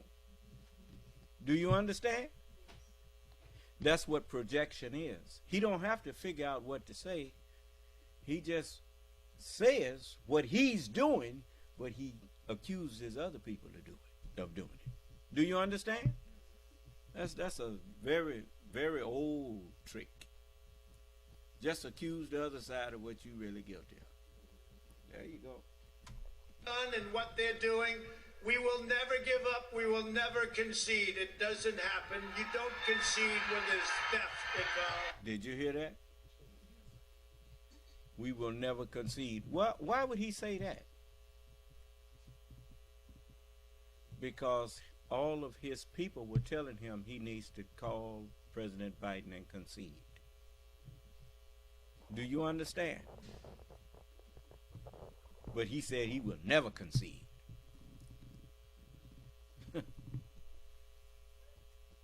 Okay. Now that we got him on that. Now let's go to another thing that he been doing. He's a character. Let's see here.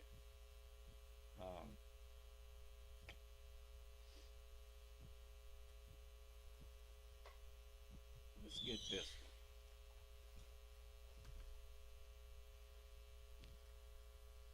I understand, Ms. Hutchinson, that the plans for the president to come up to the Capitol had included discussions at some point about what the president would do when he came up to the Capitol on January 6th. Let's look at a clip of one of your interviews discussing that issue with the committee. When you were talking about a scheduled movement, did anyone say what the president wanted to do when he got here? No. Not that I can specifically remember. I remember hearing a few different ideas discussed between Mark and Scott Perry, Mark and Rudy Giuliani.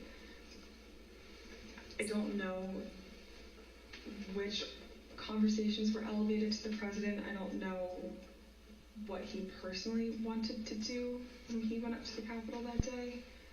I know that there were discussions about him having another speech outside of the Capitol before going in. I know that there was a conversation about him going into the House chamber at one point.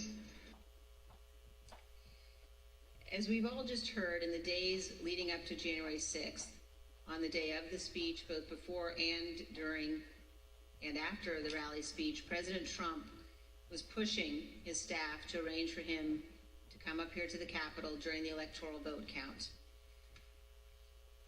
Let's turn now to what happened in the president's vehicle when the Secret Service told him he would not be going to the Capitol after his speech. First, here is the president's motorcade leaving the ellipse after his speech on January 6th.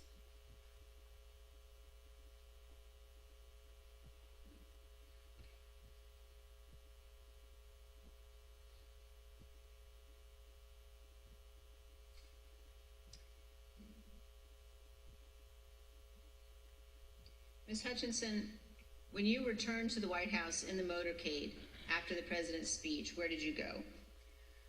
When I returned to the White House, I walked upstairs towards the Chief of Staff's office, and I noticed Mr. Ornato lingering outside of the office. And once we had made eye contact, he quickly waved me to go into his office, which was just across the hall from mine. When I went in, he shut the door, and I noticed Bobby Engel, who is the head of Mr. Trump's security detail, sitting in a chair, just looking somewhat discombobulated and a little lost. I looked at Tony, and he had said, "Did you effing hear what happened in the Beast?" I said, "No, Tony, I just got back." "What happened?"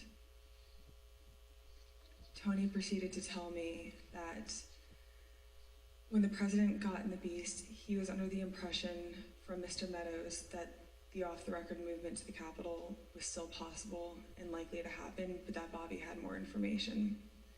So once the president had gotten into the vehicle with Bobby, he thought that they were going up to the Capitol, and when Bobby had relayed to him, "We're not, we don't have the assets to do it, it's not secure, we're going back to the West Wing," the president had very strong, a very angry response to that.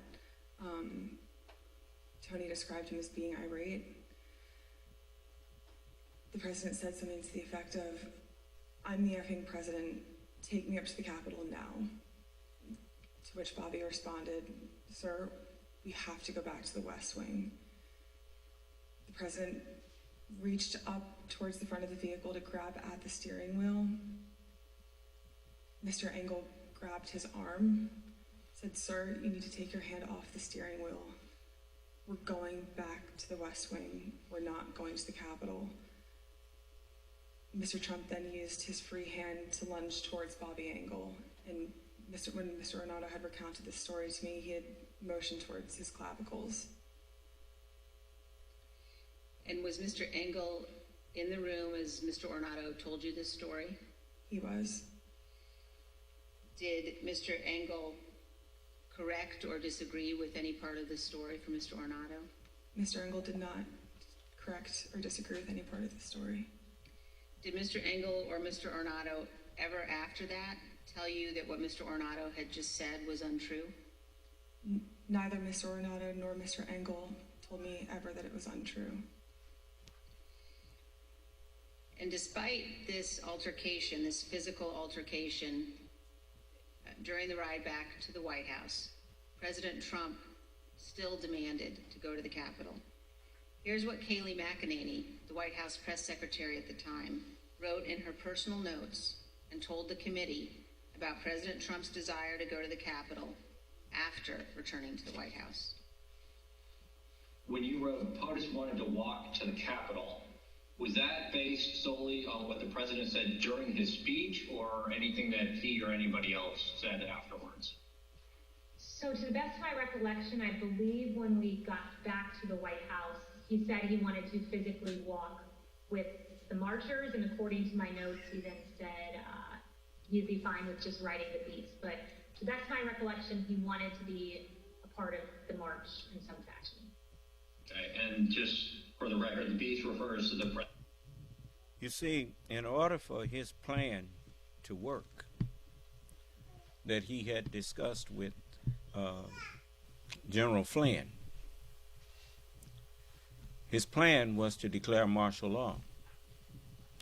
In order for it to work, he had to go to the Capitol, and there had to be Secret Service agents with him that was going to be sacrificed.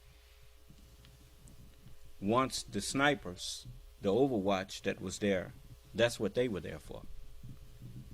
They were going to murder the Secret Service agents.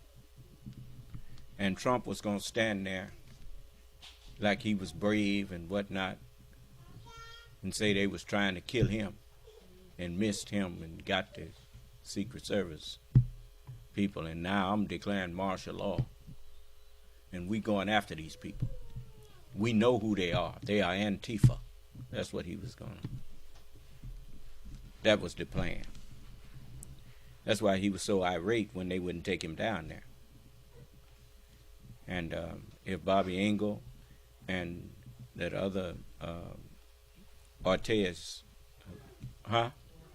Arnado had went down there with him, they'd be dead now.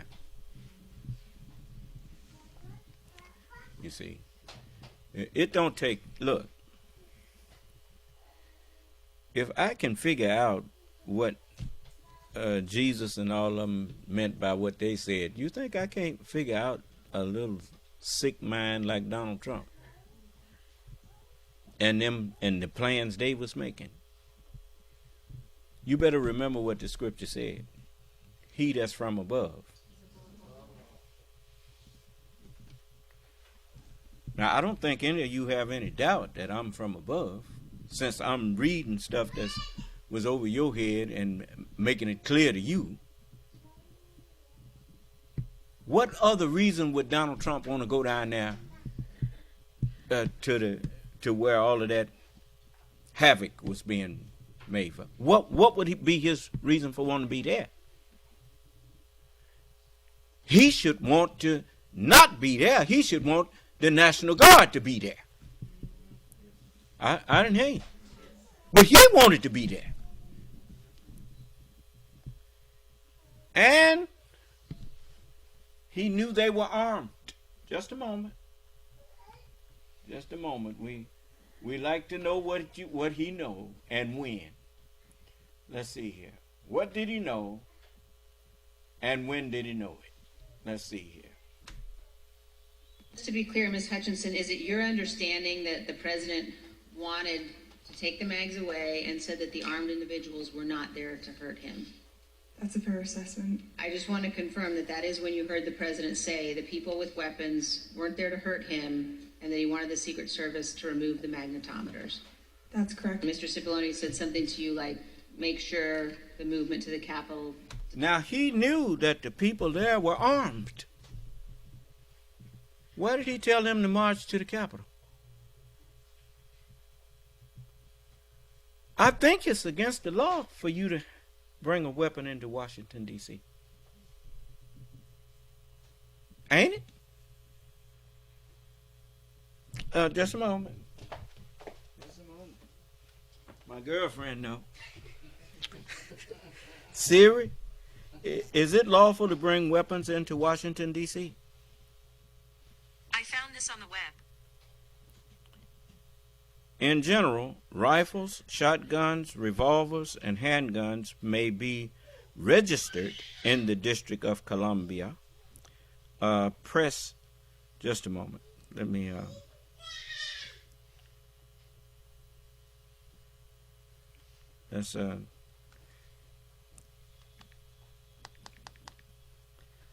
now let me open this up and see what all it said here. Now it ain't giving it to me. Siri, is it lawful to bring weapons into Washington, D.C.? Here's what I found. Okay, let's see. In general, rifles, shotgun, revolvers, let me see, firearms eligible for registration. I didn't ask them was it a registration. But where it says, in general, rifles, shotguns, revolvers, and handguns may be registered in the District of Columbia. Please note that it is illegal to possess a magazine that holds more than 10 rounds of ammunition in the District of Columbia, per D.C. Official Code, South Section 7, 2502.02. Registration of the following firearms is prohibited: sawed-off shotguns, machine guns, short-barreled rifles, and an unsafe handgun prohibited under D.C. Official Code, South Section 7-2505.4. An assault weapon, or 6, a 50 caliber, I'm thinking that is 50 BMG rifle. For definitions of and more information about these prohibitions, please see the MPD publication, Firearms Eligible for Registration, which is available at MPD or at mpdc.dc.gov/firearms. Registration of eligibility is summarized below. For complete details, and then it tells you got to be applicants be 21 years of age or older. Applicants between the age of 18 and 21 may qualify to register a long gun if they have a notarized statement. So I'm gathering from this that they have to be registered in D.C. in order to bring them in there. Now, them people that was coming there with all them weapons, they wasn't registered in D.C. Why was, beg your pardon? Excuse me, sir. The Giffords Law Center says that if a gun is being brought into the district, an application for registration must be filed immediately after the gun is registered. There you go. You know them people wasn't filing no application for registration. Donald Trump gave it all away when he said, they're not here to hurt me. Well, who was they there to hurt? See, out of his own mouth, he knew they was there to hurt somebody.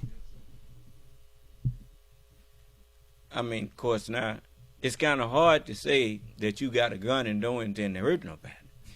I mean, really, that's kind of dense, ain't it?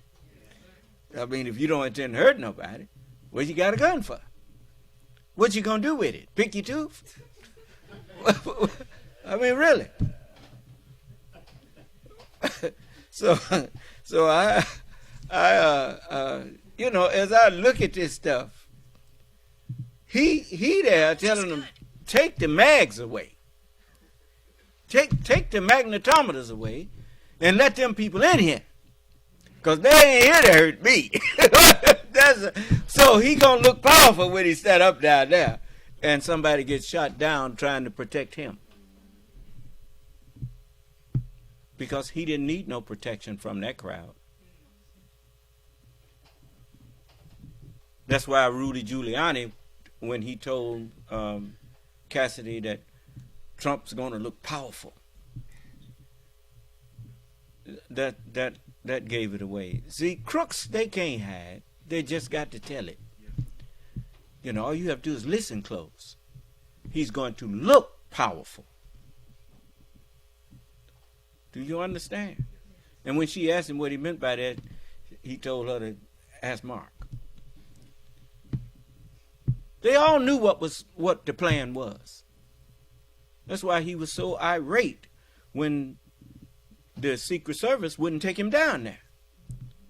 And even if they didn't know, I'm pretty sure they had an inkling to what he was up to. Do you understand? You don't get to be in the Secret Service and all of those people as close to presidents and without having. Remember in Batman when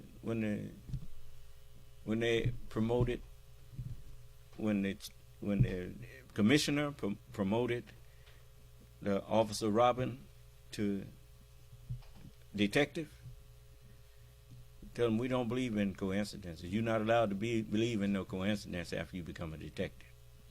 Do you understand? You're not allowed.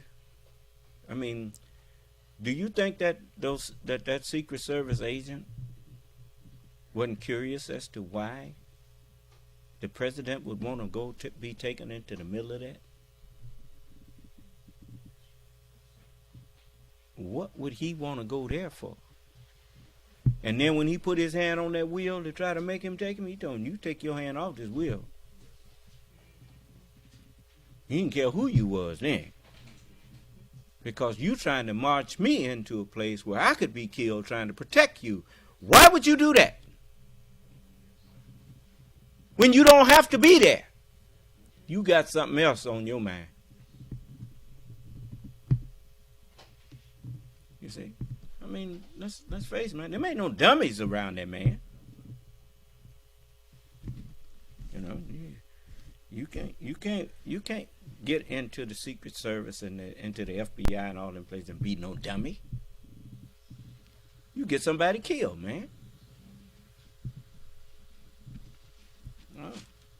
So, but anyway, you notice nobody ever tells me I don't know what I'm talking about.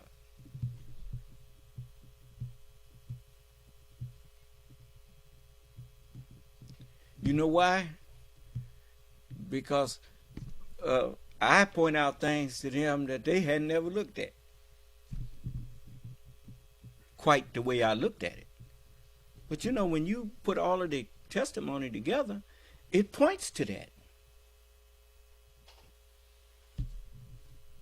You can declare martial law. How will I do that? Well, it's got to be wild. Be there on the 6th. It'll be wild. I didn't hear you. And then we going down there and fighting like hell. Is that right? That's what he said. And I'm going to be there with you. Is that what he said? Be there with him for what? So he can declare martial law after they murdered the Secret Service agent. Then get up there and pretend to be sorry for the agent's death and commending them and giving them meritorious medals posthumously. And take over the government of the United States and leave the people stupefied.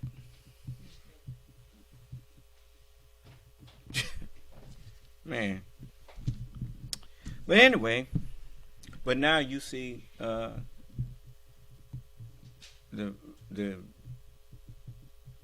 respected judges and stuff telling them that man ain't got no business being president. That man tried to overthrow the government. Well, I guess better to wake up late than never. You know, but at least they done woke up now. They recognize that he don't mean them no good.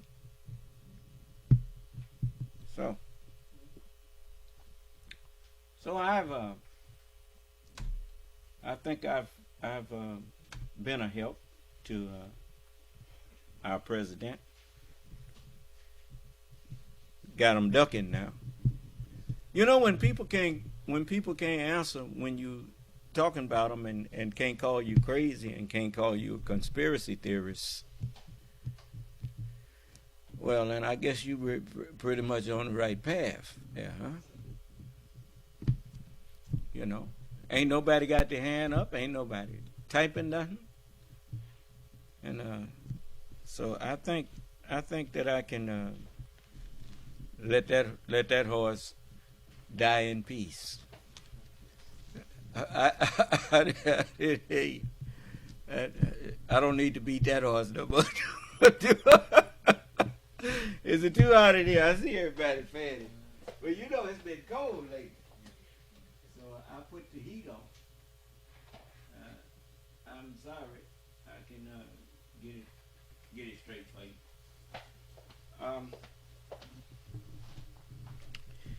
hot in here to me. So, 76 degrees. Feel pretty warm. So we get it straight in a minute.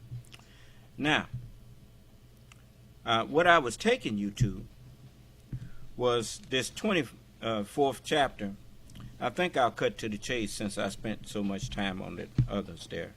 So let's go to the 24th verse of the 24th chapter of Matthew. It says, "For there shall arise false Christs."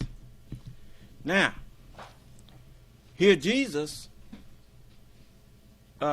is telling you that there are going to arise false Christs. Well, you get the definition of Christ over here in 1 Corinthians, the 12th chapter, and the 12th verse. It says, "For as the body is one, and hath many members, and all the members of that one body, being many, are one body, so also is Christ." It's just like you hear about people having the Baptist convention. When they have the Baptist convention, they have the heads of Baptist organizations, all of them Baptist preachers come together. That's a body, like all of the prophets being brought together, is a body, Christ. And those who represent the Jehovah's Witnesses, those who represent the Baptists, those who represent the Catholics, those who represent all these different organizations, those are Christs. False ones, who claim to be representatives of the one God. Do you understand? Well, if there's only one God, well, what about all of these different religions being called by different names? Which one of them is God's religion? It can't be but one that's right. Huh? Well, then, if there's only one that's right, then the book says, I beheld in the book of Revelation, in the 19th chapter, and the 11th verse, it says, "And I saw heaven open." Jesus did tell you hereafter you will see heaven open. Didn't he? It says, "And I saw heaven opened, and behold, a white horse." What color are the pages in your Bible? Mine too. Matter of fact, every book I ever saw had white pages in it. Huh? All them words ride on white horses. I didn't hear you. And so it says, "I saw heaven open, and behold, a white horse," a white page. "And he that sat upon him was called Faithful and True." Let's see. That's over there in the 22nd chapter of Revelation and the 6th verse. "And he said unto me, These sayings are faithful and true. And the Lord God of the holy prophets sent his angel to show unto his servants the things which must shortly be done."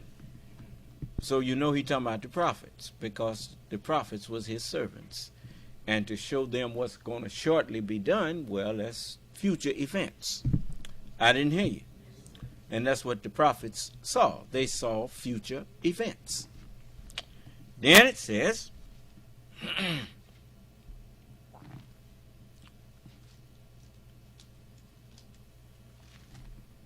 in that 19th chapter, it says, "And in righteousness, in religion, he doth judge and make war." Well, now we got to find out which religion is the right one. So the Honorable Elijah Muhammad asked the question, Because there's two great religions that, when we say great, that means most popular. And that is Islam and Christianity. And which one will survive the war of Armageddon? Which one will be able to prove that it is the right one and ordained by God? So Allah, He said that the Word had to be made flesh. Because the Word here is shining in print, is shining in darkness, but it can't conceive, it cannot express itself. The Word is shining, the light is shining in the dark, in the print, but it cannot comprehend itself. Do you understand? A book can't read itself. I know. Okay. So the book says, he doth in righteousness, he doth judge and make war. His eyes were as a flame of fire. He maketh his angel spirits and his ministers a flame of fire. So the Bible and the Holy Quran are a burning bush. They're flames of fire here. And they speak to their Moses. And that's me. Allah speaks to me out of this burning bush here. Do you understand? Remember what I told Geno Jennings? Yeah.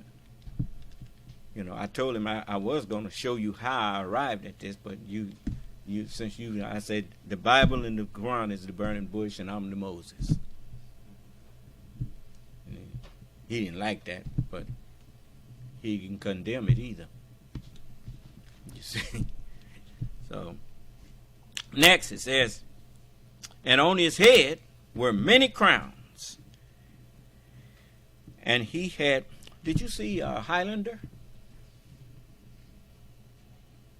Well, every time one was able to overcome the other one, you notice, when Jesus spoke, his disciples couldn't understand him,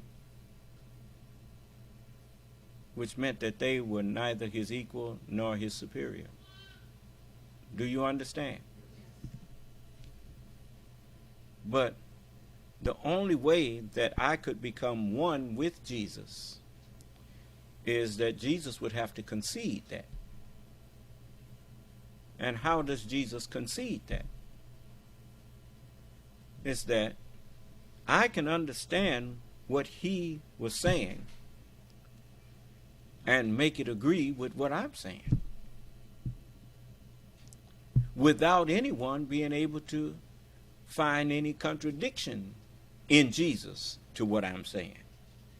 Then Jesus is absent from that body. These words is absent from the body that Jesus may have spoken, but they present with me, which means his mind is now part of my mind.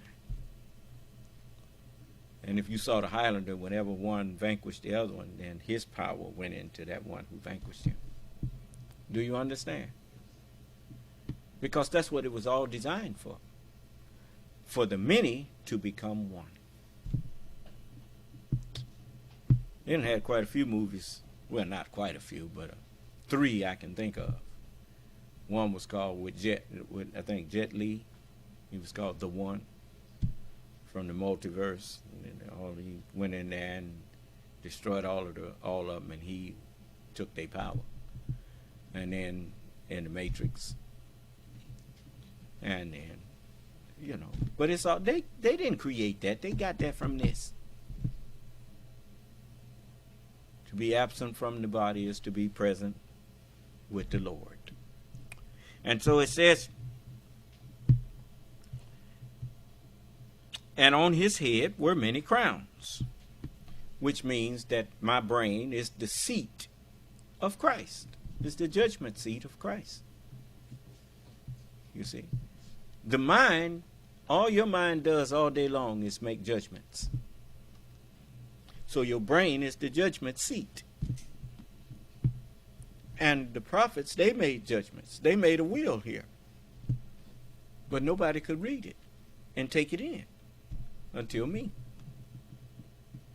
So I was told, Son of man, take the book and eat it up.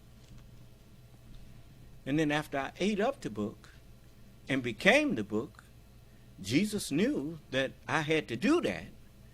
And he told them, he said, if they say he's in the desert, go not forth. If they say he's in the secret chambers, believe it not.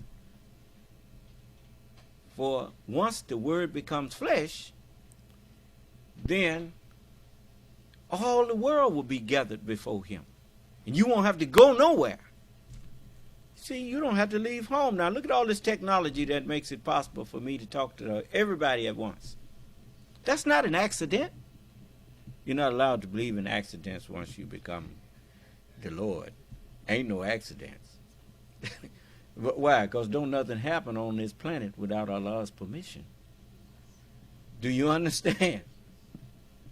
Did you honestly think Allah was going to put me here if I'm the Son of Man and then ain't going to be able to talk to the whole world? I can't be the Son of Man if the whole world can't be gathered unto me. It says, before him shall be gathered all nations. Brother Mike, how many nations looking at us right now? Read some of them off for me. Wake up, man. Sitting up there half asleep. Jamal, wake him up. Talking about wake who up? You hear me? What did I say? What did I just ask you? See? He was asleep. Yeah, he was asleep. Read off, see, you can't fool me. Sitting up there, I'm going to make you take them glasses off.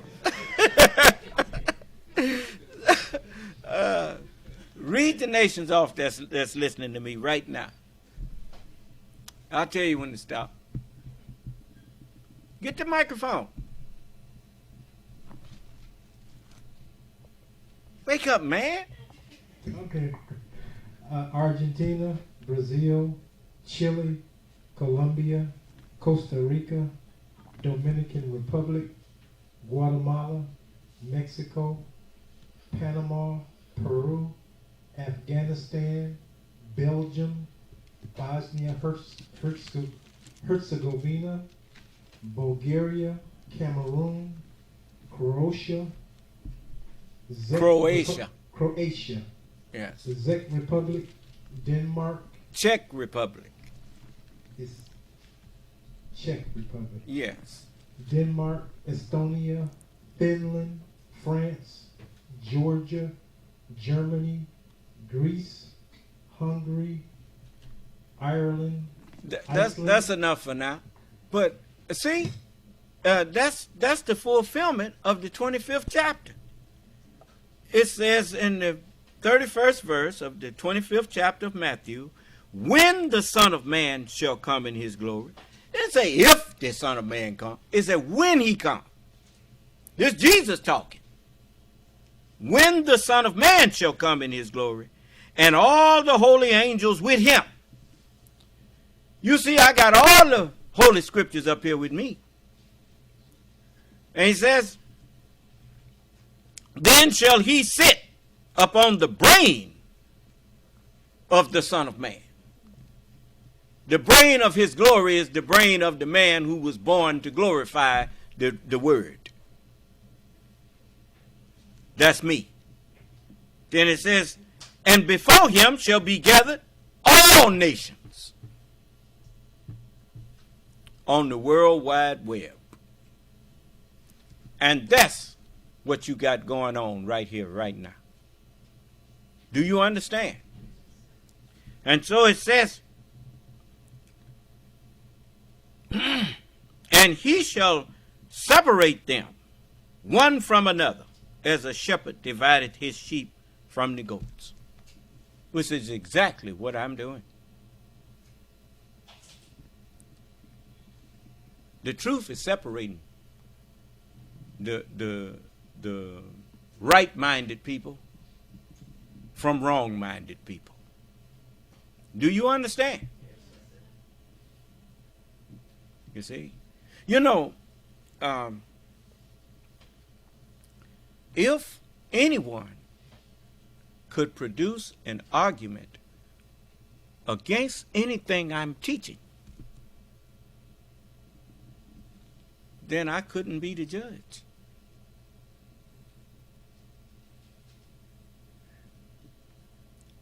The judge must have autonomy to have authority.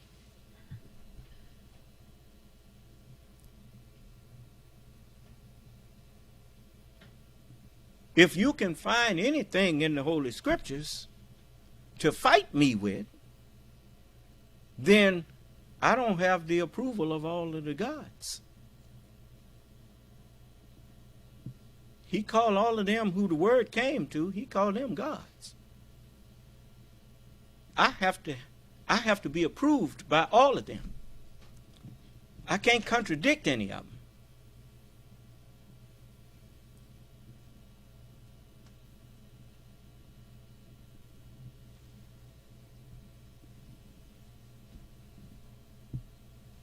Coming in here with me is like entering into federal court. Federal court is a constitutional court. If you ain't got a constitutional argument, you can forget it. I mean, you got nothing to appeal if your constitutional rights wasn't trampled on. Do you understand? That's why you make a record when you go in there. And if you objected to something that the judge did, and the judge ignored you, and your lawyer said, well, Your Honor, you violating this man's constitutional right. Yeah. Well, when that court is over, you take that to the federal court, the Court of Appeals, and they will hear it and say, yes, when you made that objection, he should have sustained that objection. Set that ruling aside that he made and send it back. Now, do you understand? Have you found something in the scripture to send back that condemns something I said to you? Huh? Well, then you better be careful.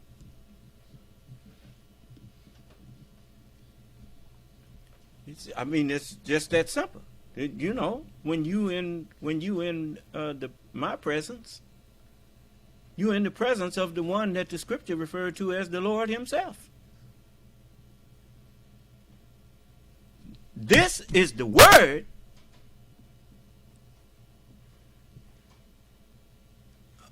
in written form. I am the word in flesh.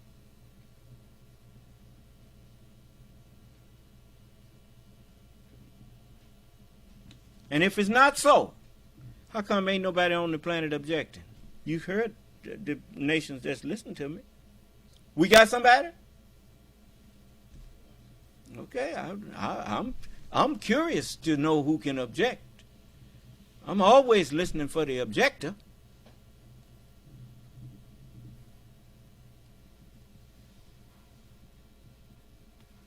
No, I'm not hiding.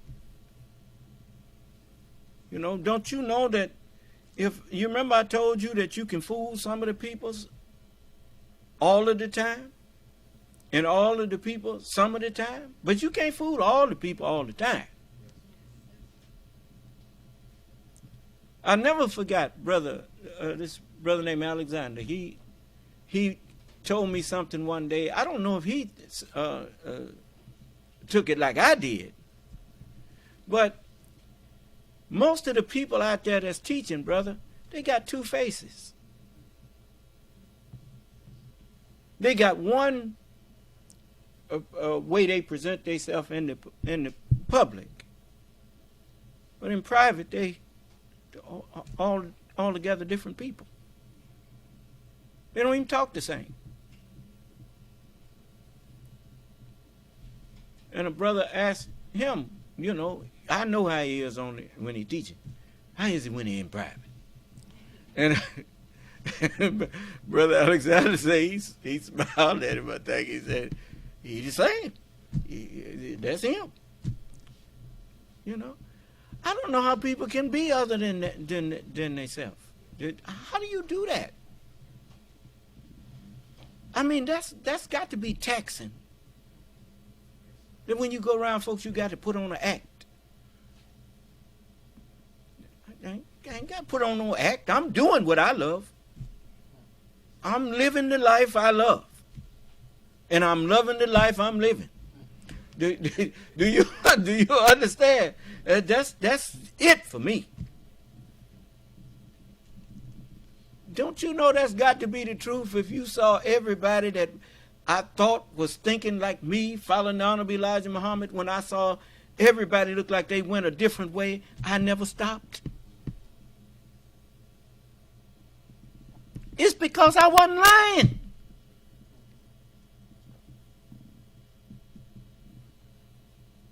I didn't just believe it because he was here.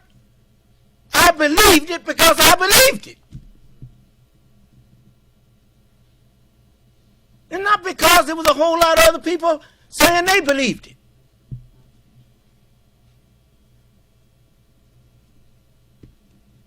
That's why y'all know me. When have I ever acted like I was ashamed to be with you? Even if it was just you and me, I treated you just like I always treat you. And didn't care who was looking. Still don't. I ain't going to apologize for caring about my followers. And showing it. No, people that don't care, they don't recognize when somebody truly care about them. Because they ain't never cared about nobody. You see? But I'm telling all of you, be true. And you will always be blessed.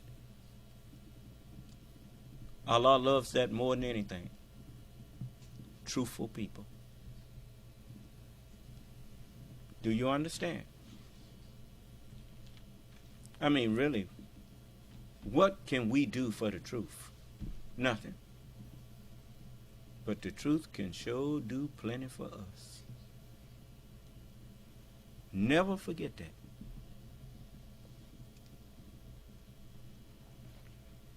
And truth works through people.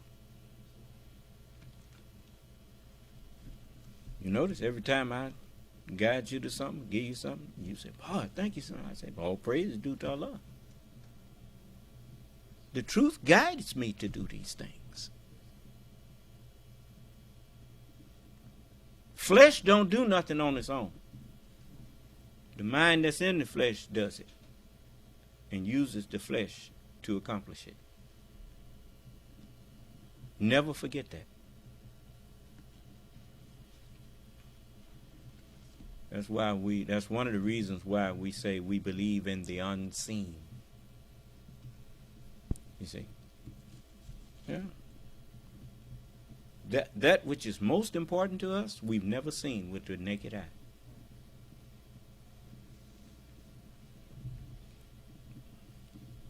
You know? You don't even give it a second thought. Let me show you something. Watch this curtain here.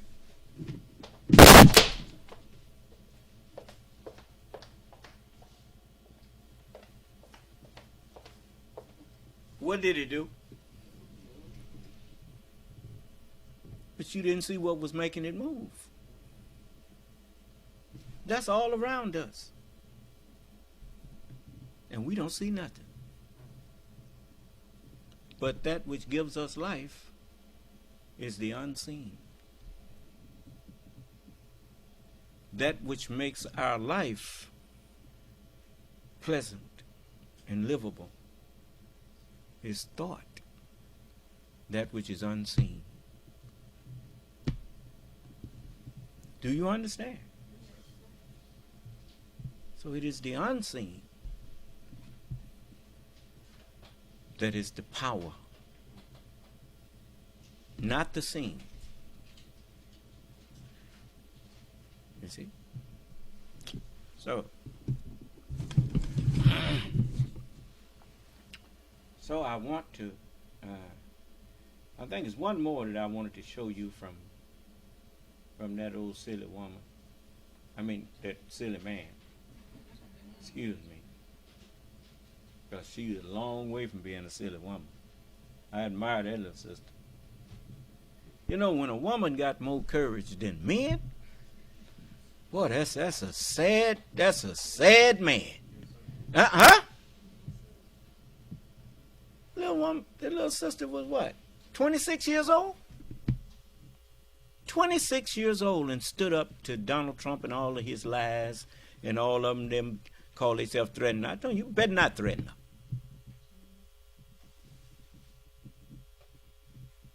You may think she by herself, but she ain't. Just like I ain't by myself. When the truth is with you, don't fear. Look around you and show me anything that the truth is not in. Then how can you ever be by yourself?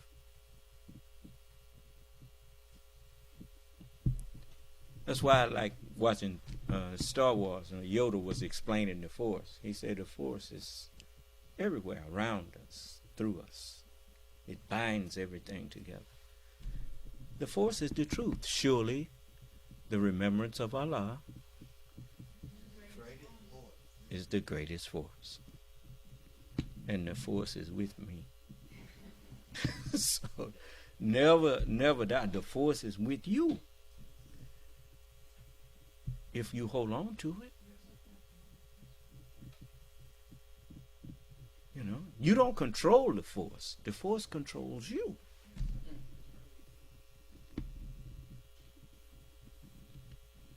If you don't believe it, when you're driving. The truth is what's holding your hand to that wheel and holding that car straight on the road. The truth is doing that. Working through you. Guiding you to your destination. Do you understand? Remembering. Look at people that have Alzheimer's. That pretty soon can't even, when you take them off somewhere, they don't remember how to get home. When they used to didn't have no problem. Still think the truth ain't important? Remembrance of Allah, the remembrance of the truth, is the greatest force to help you overcome anything. Most people that know how to deal with a problem is because they've seen it before. In all their affliction. Well, since I've seen that problem before, then it's not new to me, and I can teach you how to deal with it. Do you understand? You see? The whole world can give up on you. That don't mean you crazy. Unless you accept that you crazy. Sometimes the world is wrong and you are right. Prophets are proof of that. The prophets came into a whole world that was thinking wrong. And they thought the prophets were arrogant because they told them that you are all wrong.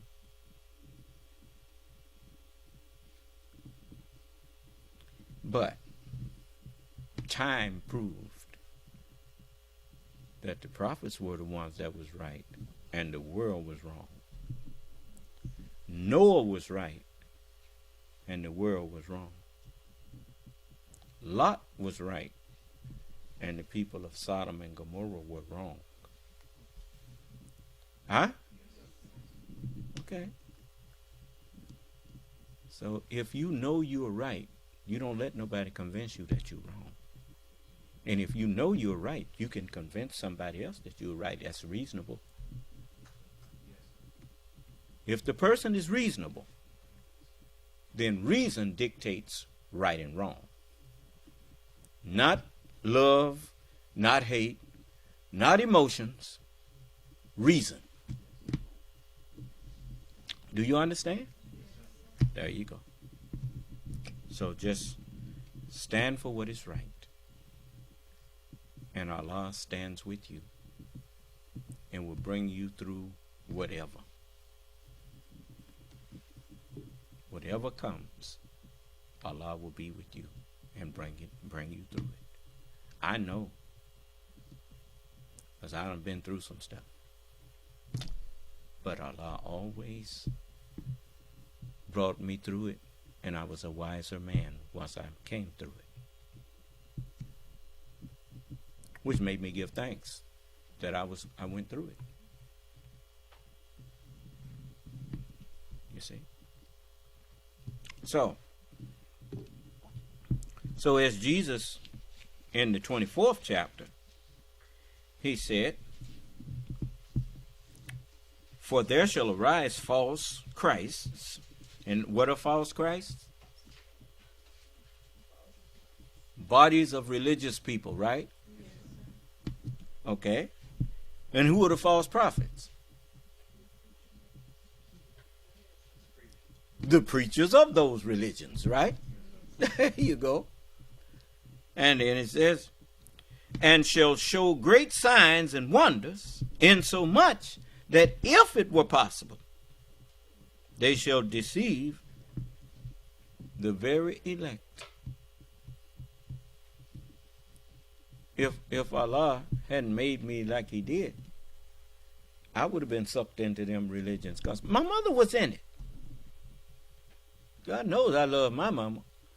And, but I just couldn't accept Christianity. I couldn't do that. It just didn't make sense to me, and I left it alone. I didn't condemn it. But I knew I saw a lot of things that they was doing that just, didn't set with me, didn't set well. And I said, well, yeah, how you going to talk about you righteous on Sunday, and then all the week you doing everything that I know everybody else doing? Even we was at the same parties and stuff. Then you getting up there shouting and going on. No, I can't do that.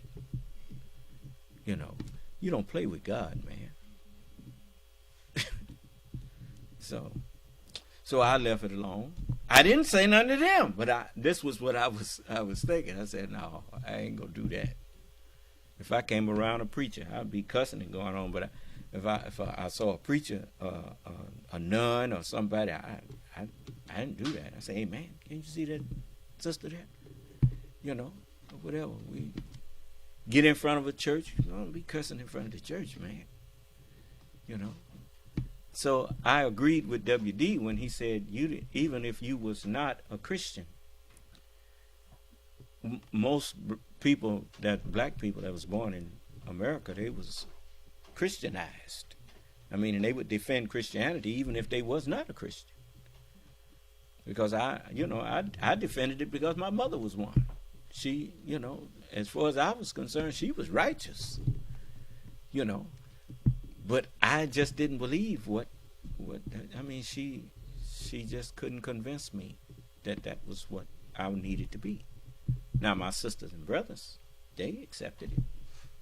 Some of them still in it. You met my sister Laverne and Bernard, my brother.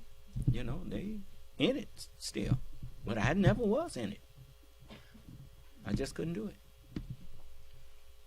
And so it wasn't for me. if it was possible, they would have deceived the very elect. But the messenger knew that he had to prepare a way for me, a religion for me to come. Because the way that they have, these religions were too crooked. These people preach peace and practice war. Huh? They preach love and practice hate. They use religion to enslave people.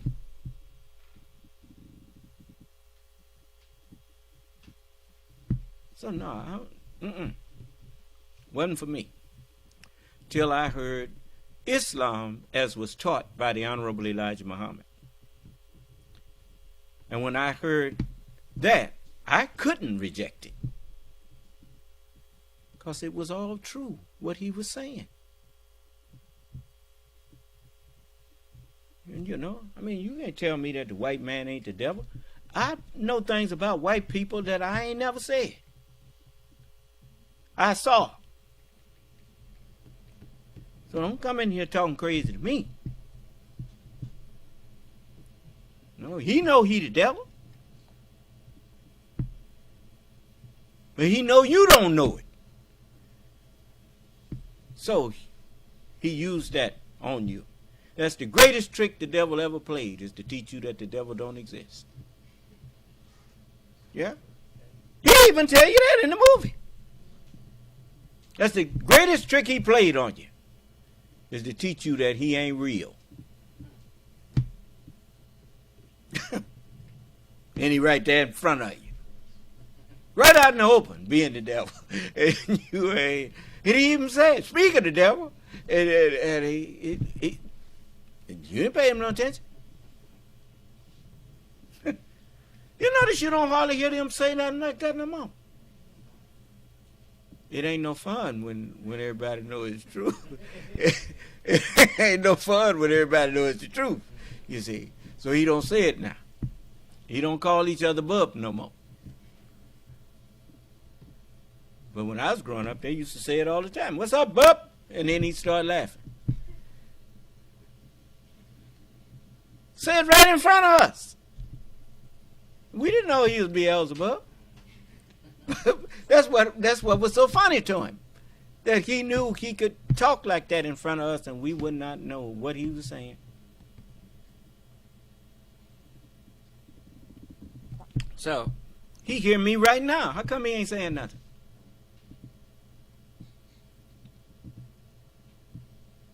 All right then. Now the whole world hear me.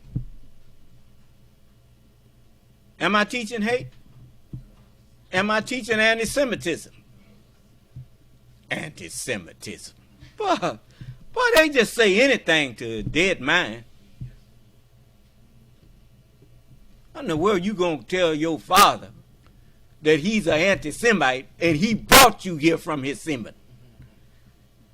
You're crazy. So, you know, I mean, if you ask him, what does Semitic mean? Then he try to tell you a descendant of Shem. You just a descendant of Shem lie.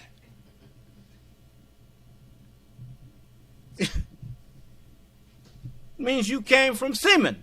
You didn't come from the earth. You came from our semen.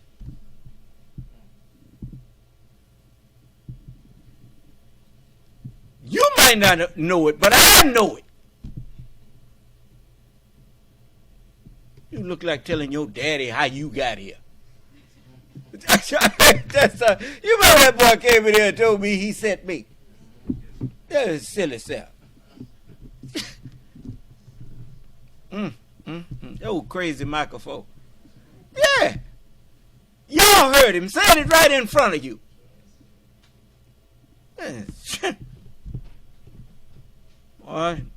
Boy, that's what Royal did to him. I told Royal he was going to get what he had coming. Told him, y'all are going to fix you. You let these people disrespect me, and I didn't let my followers disrespect you when you visited me. He didn't say nothing, did he? Couldn't say a word. And then the old fat secretary told me, we not his followers. Well, you claim he your God. Now all of them catching hell. Well, I told you picked on the wrong one. So, it says, behold, I have told you before. Now here Jesus telling you he's a prophet. He said, I've told you before it come to pass. I'm at the 25th verse. It says, wherefore, if they shall say unto you, behold, he, the Lord, is in the desert, go not forth. Behold, he, the Lord, is in the secret chambers. Believe it not. For as the sun, the lightning should have been spelled L-I-G-H-T-E-N. As that lightning that you see in the morning when you go out there and look in the east, you see the sky gradually lightening up. And you turn around and look to the west, it's still dark. But as that lightning cometh out of the east and shineth, that's what the sun does. It don't twinkle. The sun shines. Huh? It says, as that lightning cometh out of the east and shineth, well, even unto the western hemisphere, so shall also the coming of the Son of Man be. Now he's telling you that he's talking about the sun, because he's telling you if that sun rises out the east and shines, so when the Son of Man comes, he's going to be like that. And what am I doing? From the west, I'm shining the truth of the Holy Scriptures all over the earth. And that was being prepared back in 1972. Understand now, the internet, which would be the mechanical instrument that I would speak to the people through, was being prepared before I was spiritually born. Because I didn't come out of this world until 1973. That's when I officially was into the nation that was guided by the Honorable Elijah Muhammad. That's why he said, this day a Savior is born. Born means that, when you know what the term born means? It's the past tense of bear. Your mother carries you for 9 months. When she delivers you, you are born. Why? Because she bore you until that time, and then you were delivered. Is that right? Okay. Then I was carried in the belly of this country, a great fish. You notice that's how America started off, fishing other people into it. They used to give white people land grants and all that kind of stuff to get them to come to America, to help settle it. Do you understand? They called them settlers. Huh? So they fished them in. God prepared a great fish to swallow Jonah. Do you understand? So that's what America was. It was a great nation, a great fish that swallowed the people that would give birth to the Son of Man. You notice the whole history of black people in this country was the history of fearing God and praying and singing songs of deliverance, yearning to be delivered. And that yearning gave birth to Elijah Muhammad, and before him to Sojourner Truth, to Nat Turner, to Harriet Tubman, to just different ones. Just giving birth to people who all, not one of them, tried to get us to pick up weapons. They all tried to get us to just leave these people, to go someplace where we wouldn't have to suffer at these people's hands. In other words, let my people go. Huh? And so finally, he gave birth to Elijah. And once Elijah got here, and they heard the term Nation of Islam, they knew that they had failed to do what they wanted to do, which was put us completely under their thumb forever and whatnot. And then they found out that God slipped in here and raised up Elijah. Do you understand? And it wasn't a thing they could do. But now try to stop Elijah from finding and raising up the Son of Man. As they said that in the history of the Jewish people, they have a history where it said, is it too cold in here to y'all? They have a history of saying that they leave a door ajar for Elijah. He said, because Elijah will reveal the Messiah. You see? And he did come and reveal the Messiah. Not only did he reveal the Messiah to the world, but he revealed the Messiah to himself. He had to teach me the knowledge of myself. And that's what he did. And he knew once I accepted that, then my nature would take over. The nature of the brain that's in me would just take to the scripture like a fish to water. And who can claim that they taught me the scriptures? Nobody taught me the scriptures. The scripture is as naked without me as I am without the scriptures. We are one. The scripture is the irresistible force, and I am the immovable object.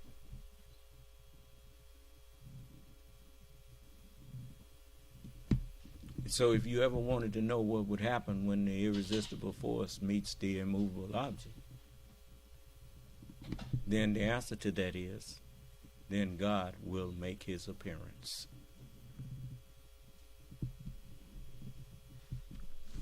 And so, it says,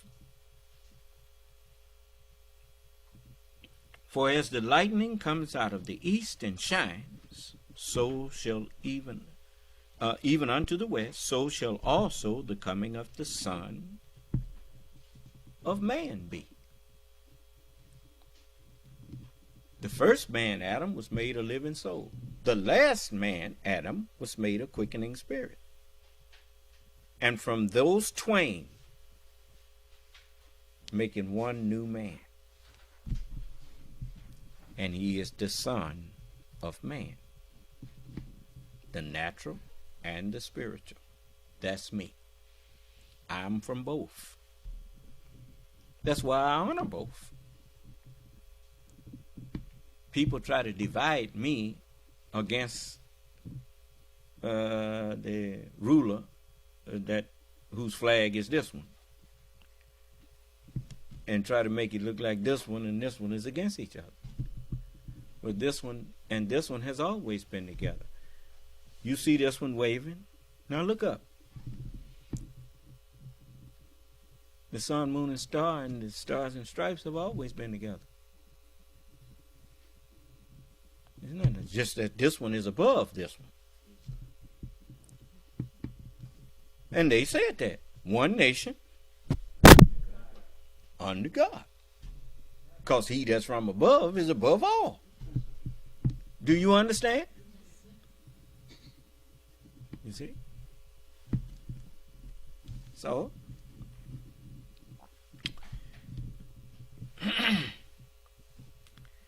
so it says, and for wheresoever the carcass is, there will the eagles be gathered together. What is a carcass? What is an eagle? You call them buzzards, but he's in the eagle family. You notice he very seldom flap his wings. He just ride on air currents. The eagle does that. He sits high and he looks low. Huh? Yeah. Well, wheresoever the carcass is, wherever the greatest need is, that's where you see the eagles gathered.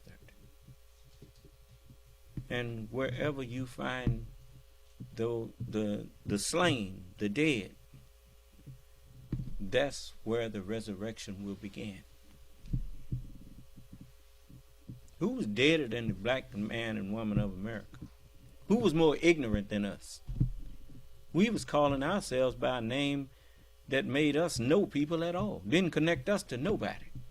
Negro. Where on this planet did you ever hear of a people calling themselves Negro?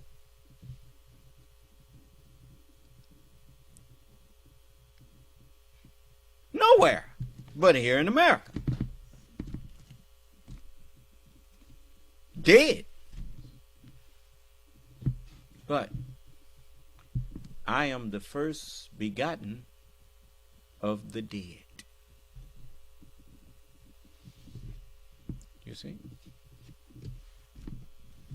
Yeah.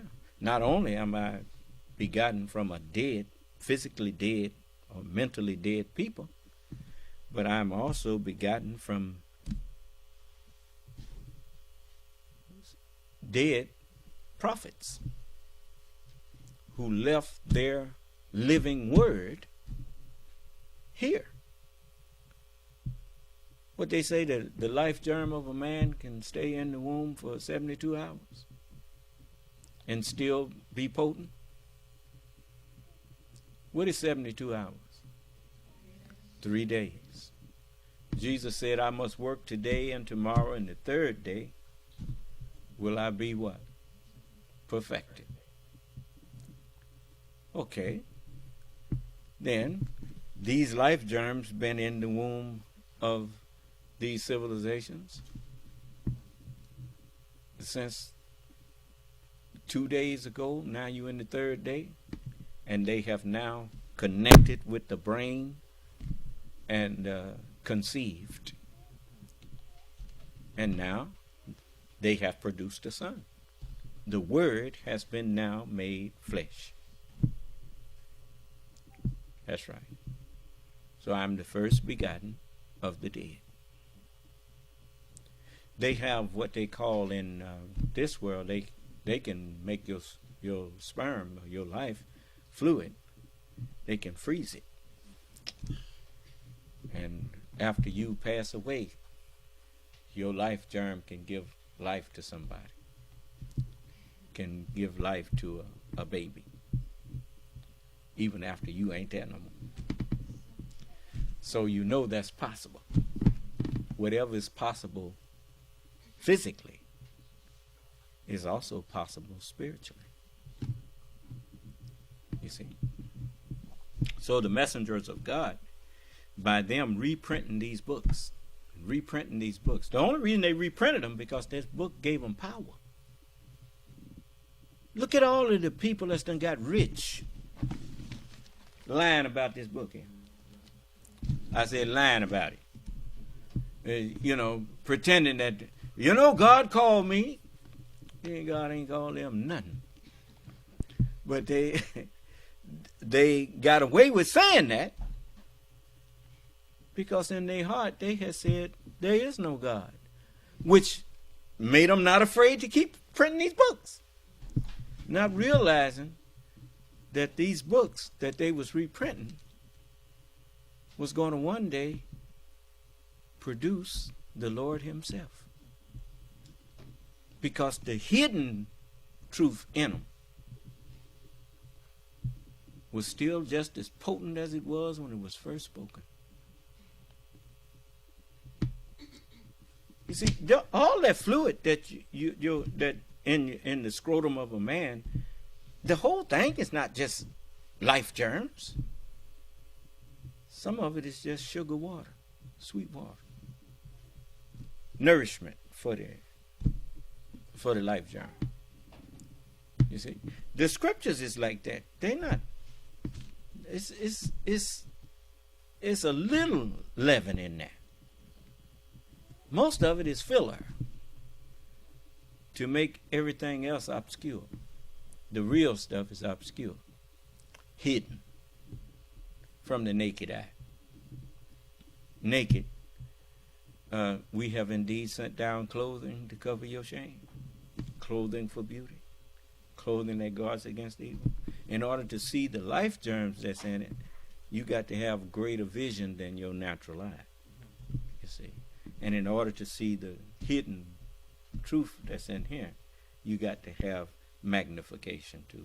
And Allah is greatly magnified in our midst. Do you understand? So all praise is due to Allah. So the messengers of God, they knew that their Lord was coming one day, and they would be with him. The Son of Man shall come, and all of the holy angels with him. You see. So, so I want to teach on a lot of things, but right now it's enough for you to know that as the whole world is listening to me, the things that the Honorable Elijah Muhammad said, he told them that, let me see here. Let me see if I can find it.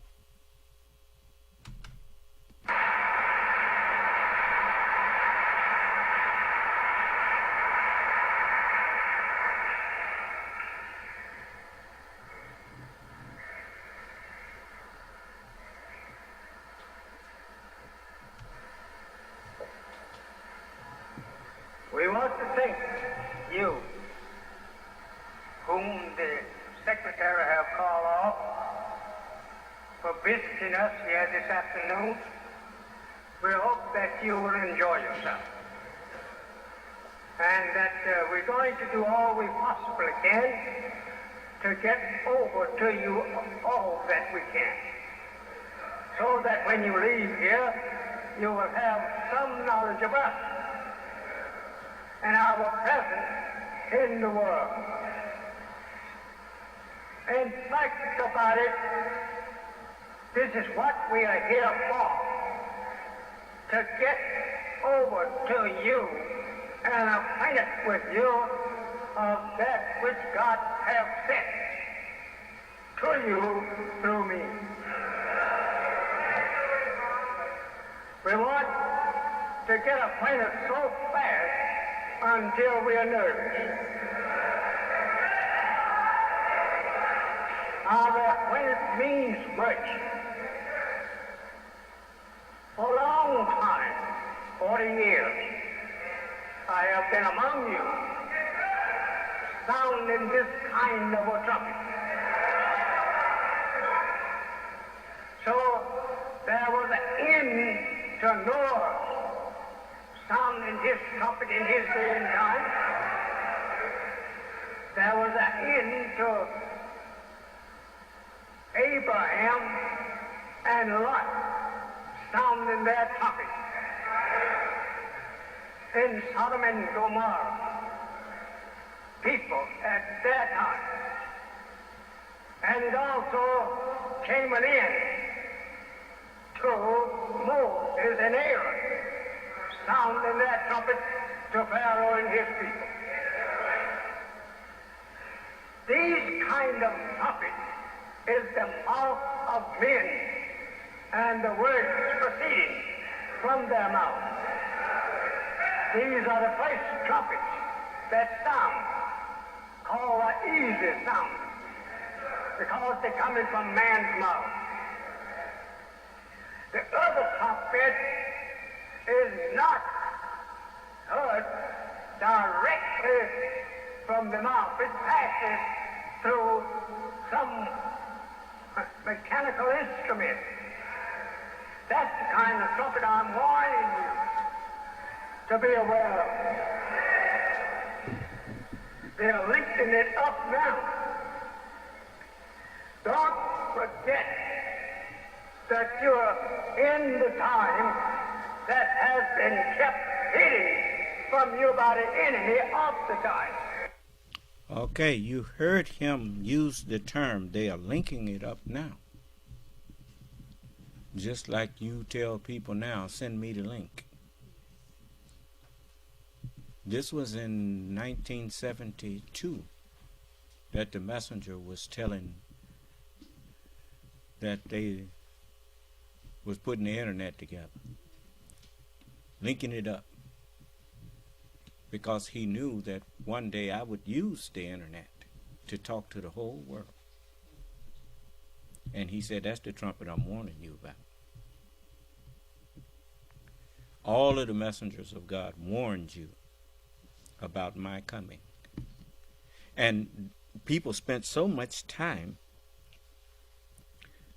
talking about the coming of the Lord that it got to be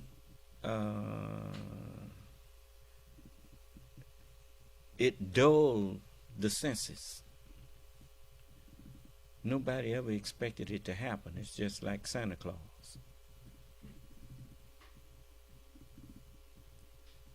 And they even said in the book that they will say, oh, where is this coming? You've been saying this and saying this since the fathers fell asleep. All things continue. What's that, 2 Timothy? Let me see here. 1 Timothy, one of them Timothys. Let's see here. 2 Peter chapter 3, verse 4. 2 Peter. Well, I was close. Let's see here. 2 Peter. Let me find it. I'm always missing these little books. Try my best to.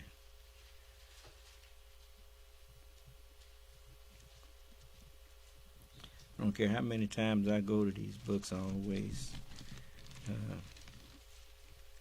have to thumb through here and look for them again. Yeah. 2 Peter, the 3rd chapter, ain't it? Around the 1st verse, I think.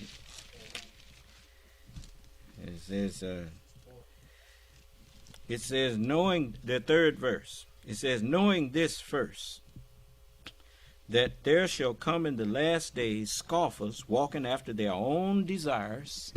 That's what lusts are. And saying, where's the promise of his coming? For since the fathers fell asleep, since the prophets died, all things continue as they were from the beginning of the creation. But what did it say?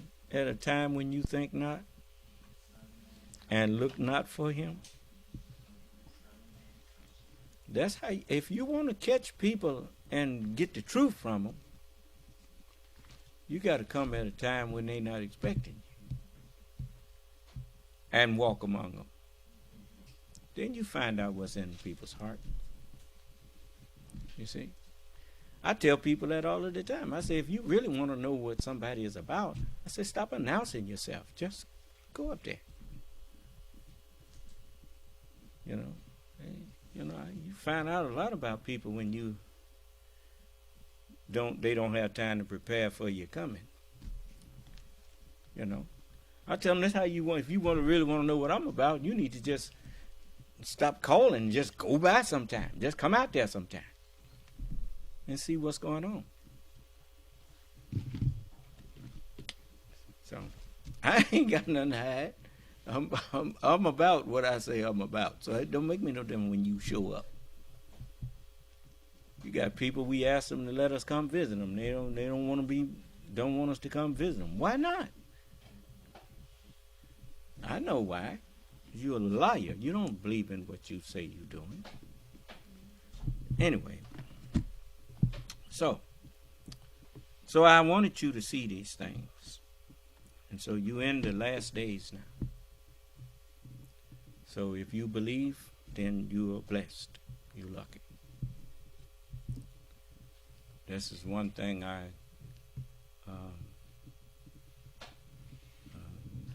don't use that word often.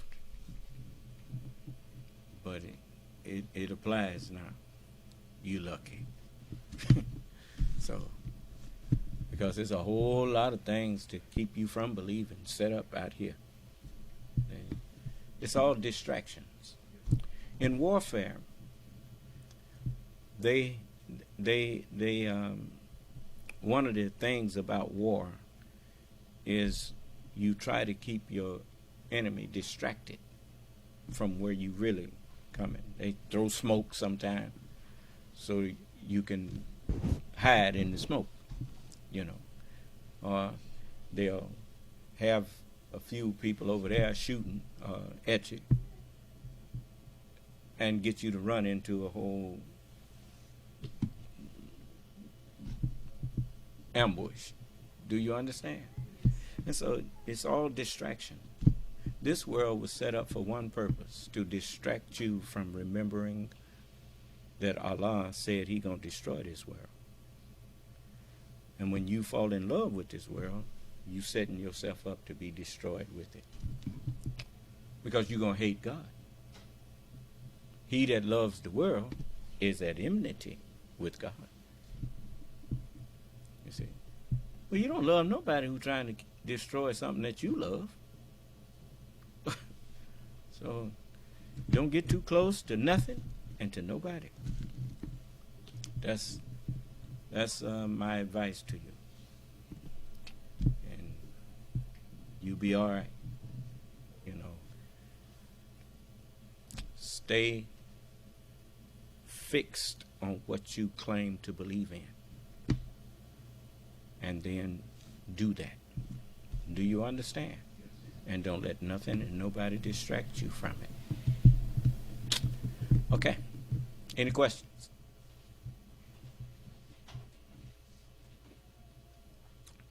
Well, then, Sunday, I will, if it pleases Allah, go into more depth of scriptures and whatnot with you. But I thought I would show you that judge, he's a very conservative Republican. That now see, you know, which too bad they didn't all speak up when they saw Donald Trump in the first place. That man was unfit.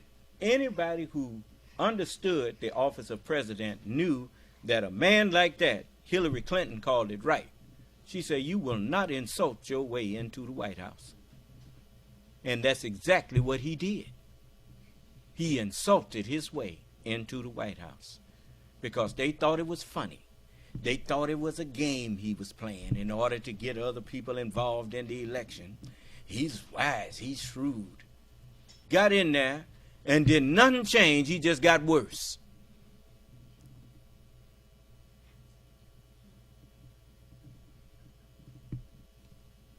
You know, I remember they quoted Maya Angelou. When somebody show you who they are, believe them the first time. Huh? He showed you that he was a fool.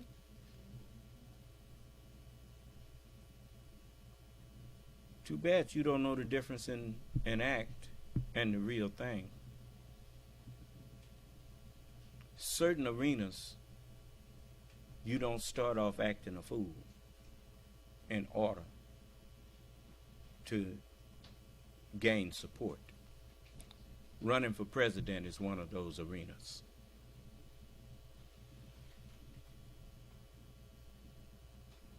He read the snake to him after I played it. Oscar Brown Jr. Next couple of days, you saw him up there reading it. Why? So he could say to you just what that reptile said to that silly woman. Huh? He said, oh, shut up, silly woman. Said the reptile with a grin, you knew damn well I was a snake before you took me in. Huh? All of them knew he was a liar before they put him in there. They knew he didn't have respect for the military before they put him in there. He insulted John McCain in every chance he got. He even said he had never asked God for no forgiveness. I don't know how you get into this world and don't ask for no forgiveness. You ever said the Lord's Prayer? There is a part in there that say, forgive us our debts. I didn't hear you. So if he never asked for forgiveness, he never said the Lord's Prayer. And they put him in there.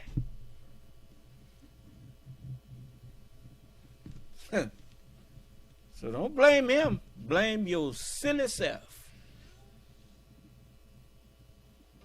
And if it was not for the Muslims in America, that's white people, those are my brothers.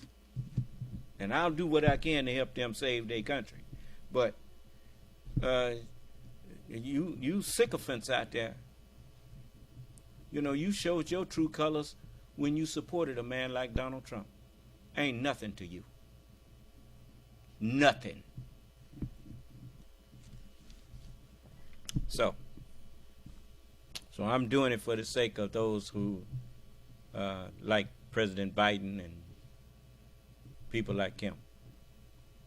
You know, Senator Schumer and you know, few others that I have respect for.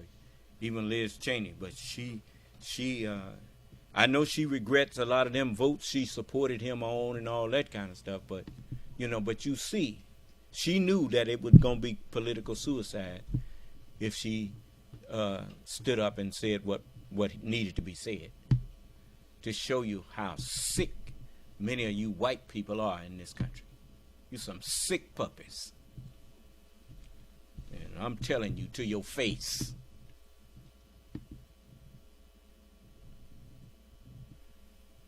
You had the admiration of the whole planet. And you flushed it down the toilet. To put a man in there that Howard Stern told you, Donald Trump he gives less than a damn about poor white people.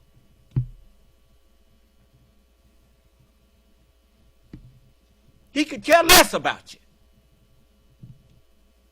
Howard told him, he said, the people that love Donald the most is the ones he hates the most. You ought to know. Here's a man that said you could call his daughter a piece of ass. Don't know father that love his daughter tell men that they can refer to his daughter like that.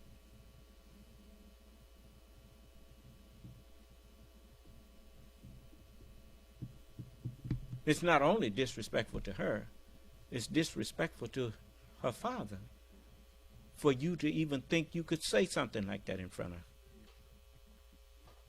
You talk about my daughter like that?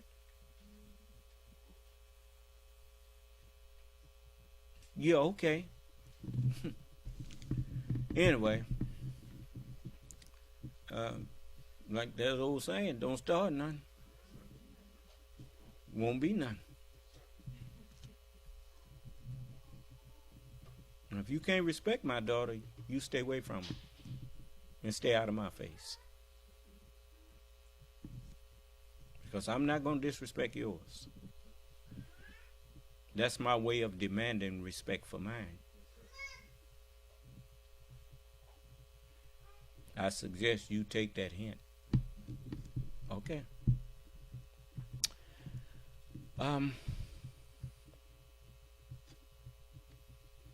If there's no question, ain't nobody saying nothing. What y'all doing to them people back there? Anyway, I'm gonna stop. I guess all their leaders have told them, don't say none of that, man. Don't say, because you'll have him jumping on me. So it's but I told you was gonna learn to be scared of me, didn't I? All right. And that just means learn to be scared to be disrespectful. You see.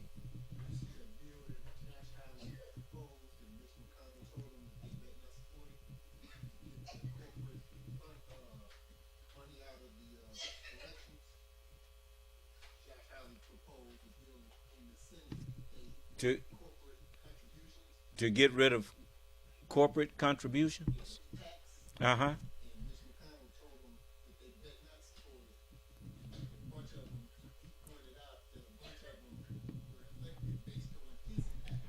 Well, the thing is,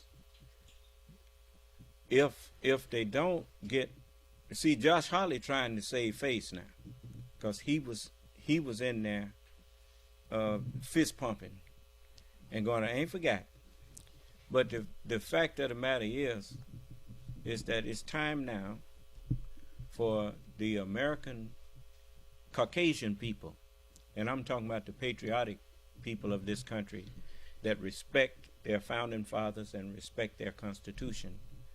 It's time for them to get together, elect representatives that they know are patriotic to their Constitution, and put those guardrails back up there so that their politicians can no longer go to the highest bidder. You see, when you have people, especially with the internet the way it is, the internet has much more power than television stations, because the internet reaches the whole world and reaches everybody in the country, even on their cell phones and all of that kind of thing.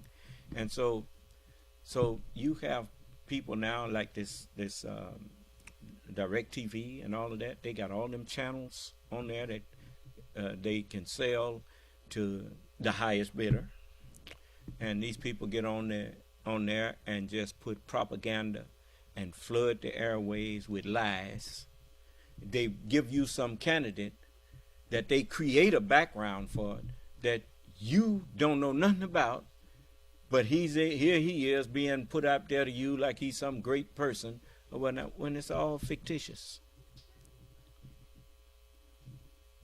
They don't have to, the candidates now don't have to go and appeal to the American people. They have to appeal to those who have the American people's ears. Do you understand? And so, they done dumbed us down, so they think, to the point where they can just tell you anything, and you take it and run with it. But from now on, what you need to do, it's all kind of ways that they can fix this stuff. One way that they can fix it is by not letting the super PACs put money into campaigns of people. The next thing is you must replace those laws against propaganda. If you get caught lying on somebody, knowingly spreading misinformation about people, it should be against the law. Do you understand? If the American people's government depends on the American people's enlightenment, well, how can you have an enlightened voter if their mind has been filled with lies?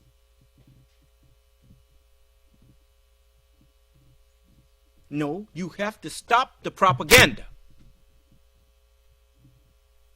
You want to get out and say this about a person? Show us the evidence and then speak on it. Do you understand? But if you ain't got the evidence, then what are you saying? That person's reputation has value, and you are ruining it. So there should be a lawsuit waiting for people who get out and lie on other people during elections. Do you understand? You catch him lying, sue him. It's a difference in a mistake and a lie.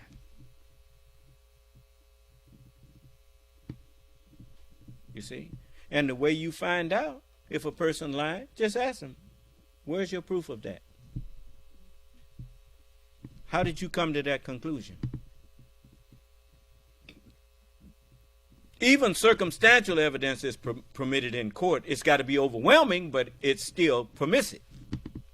Permissive if you have enough circumstantial evidence. People have been accused and convicted of murder when there wasn't nobody.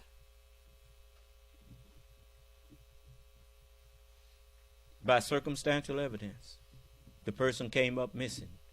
And the last time they were seen was with them, and they found blood of that person someplace. And just never found the body, but they found the person's blood. And found some of it on these person's clothes and all that kind of stuff. Do you understand? Circumstantial evidence.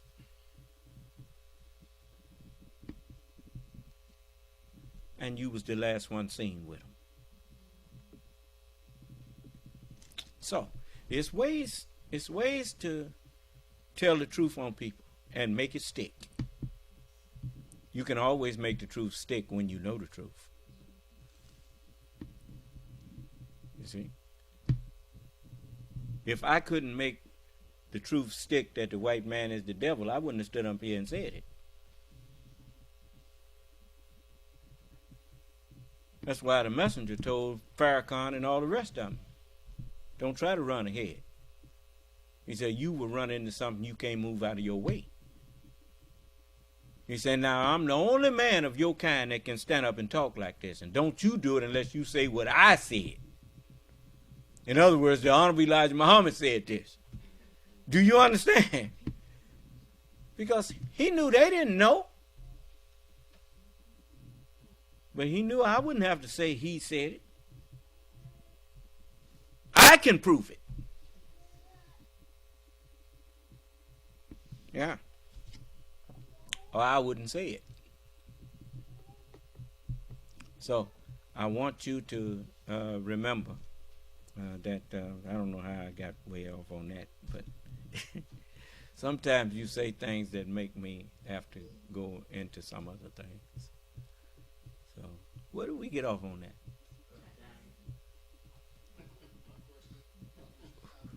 Yeah, Mitch and them up there arguing and going on with each other now after clowning with President Obama.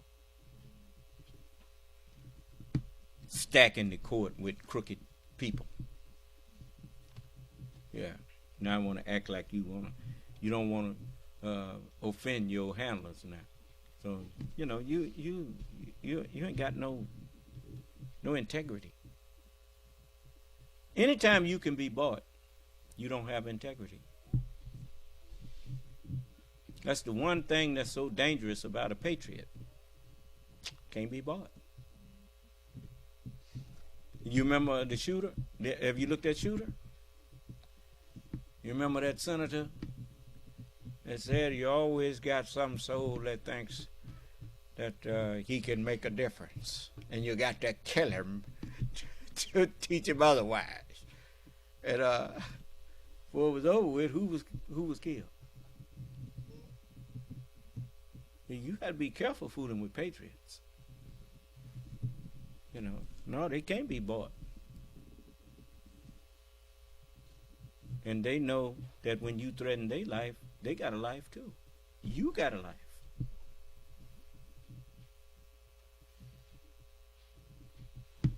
So,